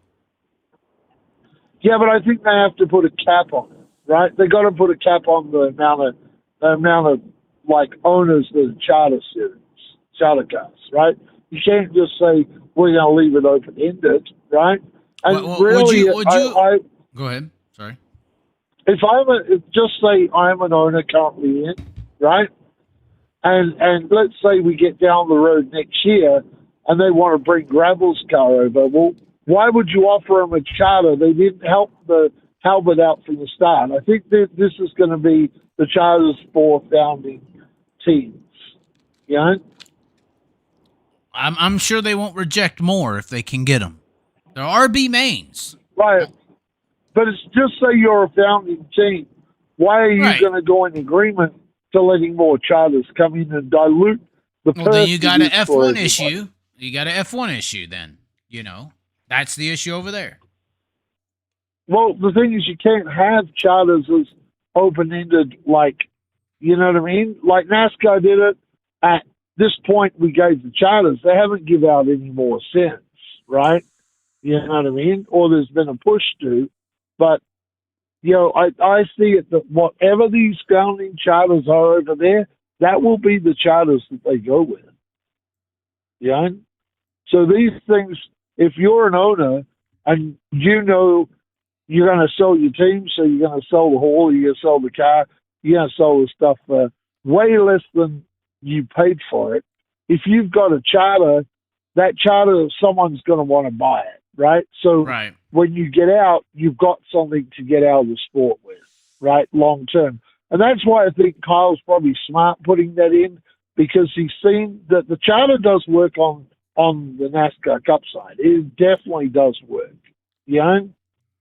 Because it's now made those like Virtue franchises, they've made them worth something. It's made it worth something for these teams to go out and do the stuff. You know? So I believe this is a good thing for the sport. Yeah, and I believe it's a real good thing. Well, you would. Okay, so at the end of the day, the charter system at the end of the day, even though High Limit is running on this freedom factor scenario, the charter system ends in ultimate control. It does. Because it literally contractually binds the team owners to the series. Right, but if like with the Outlaws, you can't go run your off races. But what that's we what they're doing. But understand that's what they're with doing High right now Limit- because it's the only option. You think they want to Right. restrict? If you're High Limit, do you want to restrict your drivers from running the Knoxville Nationals? Who's going to sign up for that? You want to restrict them from running but what Kings Royal? Exactly. They're not in the powerful position to be able to do so. No, but I don't know if they'd ever do that, because what you got to remember is you've got Brad Sweet coming from the world where he was told he can't do that. Hold on, And but they may just keep it that way. if High Limit was the sanctioning body of those races, would they let them go run midweek World of Outlaw shows? That's what I'm saying. If Brad Sweet had the sanction of the Kings Royal and the Knoxville Nationals and the High Banks Nationals, or whatever they're fucking calling that money race up there, would he let them go run outlaw races? You know, because the charter system traditionally is all about ultimate control. I think they would let them. You can't have them go race when there's a high limit race on, right? And I think high limit is smart enough not to schedule their races over something really big like the Nationals, right? Yeah, I think that's the issue. Even if I just don't see it going that way. Yeah. Yeah. I think these guys are smart enough. I think these are guys who've gone through this and know what the drivers, and like this is getting back to what you said, Chaz. Play nice last year. There's no need of to have happened, right? It didn't have to happen. To have happened. No, I texted Brad. I texted Brad that fucking Titanic deal that I made, and I said, imagine if they would have met you last year with an open mind and an open hand, none of this would have fucking even happened. And he said, yep. Yeah, it was obvious what happened. You were exactly right when you kept saying, and I discussed that with you last year. Play nice. This is not going to go down. You know, this is messing with the wrong people this time. Right? This is messing with Kyle Larson, who has a ton of money and is very, very favorite, especially in California sprint car racing, but around the country. He's more influential. Now. More people know about Kyle Larson in the world of Outlaws. I don't think that's crazy to say. That's true. But you mess with you, and of course Brad Sweet being his family member, brother-in-law, and then you have the tie-up that Kyle has with Flow Racing and how bigger, deeper pockets are behind Flow Racing. Like they mess with the wrong person. Yeah, like they fucked up and told Rambo to get out of town. They told Rambo to leave. Yeah, and Rambo ain't playing that fight shit. The bear. Right. It's like going and fight the bear. The bear's going to come after you, even though Kyle Larson and Brad Sweet say they're not going after him. Look, they're going to go after him because they fucking poked the bear. That's why. They know there's no need to happen. There's no need to have happened. Yeah. Kyle would have probably been perfectly happy to have come back again this year and maybe run like 15 Tuesday night shows, and walk away, winning X amount of those, because he's going to, no matter who you put out there, he's going to win. If it's 15, he's probably going to win at least 5, right? Maybe 10, right? Because that's the way it is, right? And he would have been happy. They would have gone away happy. Brad could have come and ran with him and as well. And, but when you screwed everybody around like you did, you got to suffer the consequences. And we haven't seen the end of this yet. If this goes with these other ones, taking on the high limits, that is some huge consequences for the Outlaws that they brought on themselves. This is not just something that just miraculously happened out of the dark. This is like you caused this to happen. Yeah. Yeah. Yeah. It's true. And we're seeing that this is all in the open, that there's going to be a share of revenue from the Flow TV to these teams. Where is it on the other side with Dirt Vision? We already know the they drivers call it the bonus. Well, why don't you be? They're not open with it. This is being more open. The cards are laid on the table. You can see what's going on. Transparency does carry value. Yep. Yeah. And let's face it, like this whole thing, like to make money at the end of the day, like Flow's in this to make money off of, obviously, the subscribers that watch this thing. But does Kyle Larson really need very much money? Like he can go through and run this thing on either a break even or even a loss with his NASCAR income.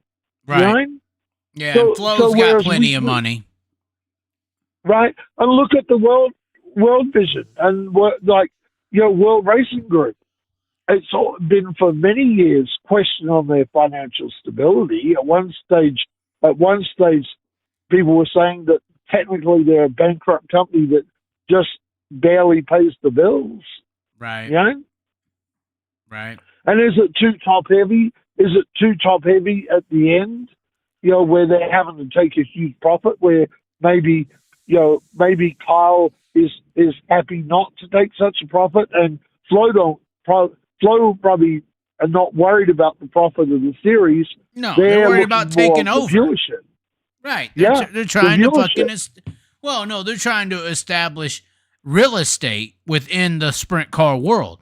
They don't care how much it costs. They're just trying to come in and get their fucking piece and potentially take over. This is what big banks do. You know, they're out for real estate. They're out for a stake of land. Which comes back to the thing of last year where you said, play nice. And now you didn't play nice. Now they're getting fucking bombed. Now you have to pay the price.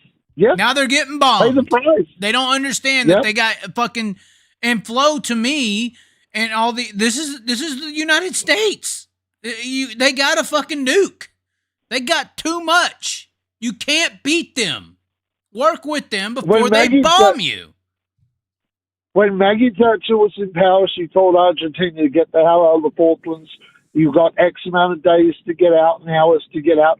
If you're not out, they didn't get out. They got bombed, and some of the consequences, it was all over really fast. Exactly. Right? That's what's happening. And I saw it coming. I don't know how they didn't. They say they're so smart. They say they're so business savvy. But they why not research the fucking companies behind Flo? Why not see? Now, what? You're not going to beat literally Batman and fucking Mickey Mouse. Right. You're not going to beat these guys.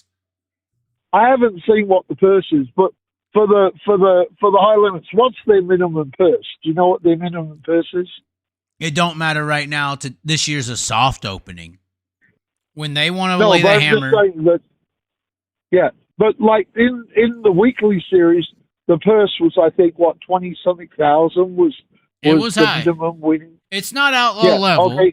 It's good. It's not all the way outlaw, but like I said, it's a soft opening. They're not necessarily making the money. You go look at NASCAR purses. They're not extremely big, but when you look at what they get supplemented with revenue sharing in the charter system style of ways, it's profitable for the owners. Yeah. So it's not about how much high limit's paying to win. It's about what they're paying under the table to the people who make it keep going.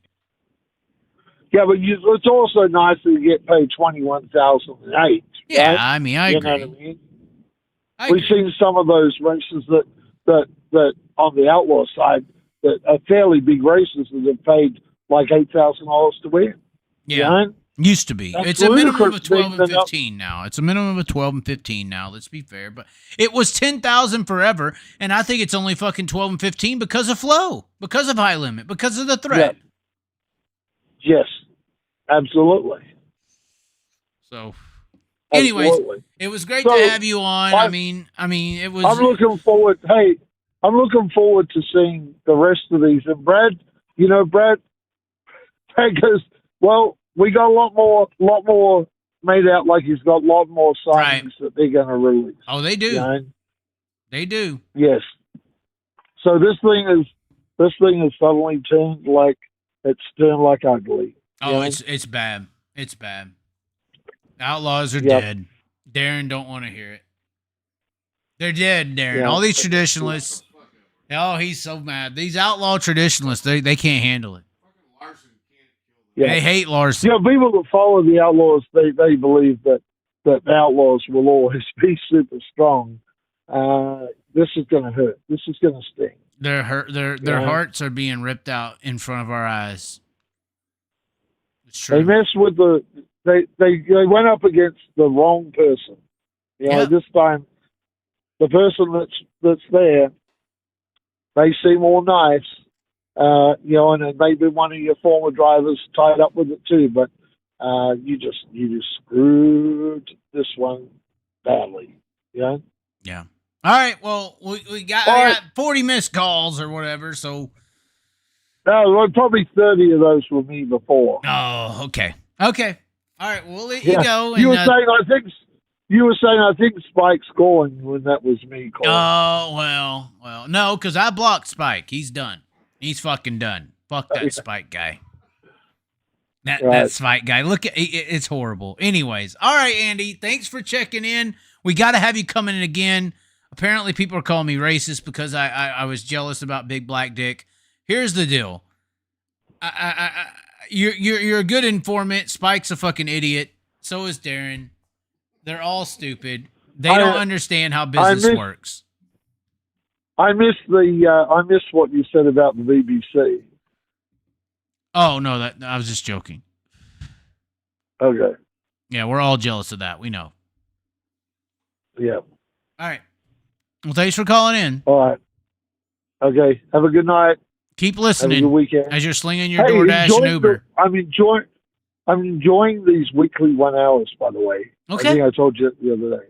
That's good. I'm really digging these 1 hours. They're really good. And I can't wait till you make those 7 or 8 minute things too. They're going to be really cool. Thank you. Nice compliments. And I think you'll get a lot. No, I your viewership. Once you get those going, I think you're going to get a ton more people tuning in. Well, let's hope so. Let's hope so. Yeah. No, I believe so. I believe that's really cool. Yeah. Yeah. It's awesome. It's been working well. We'll see how it goes. Yeah. All right. All right. Have a good weekend. Thank you. Bye.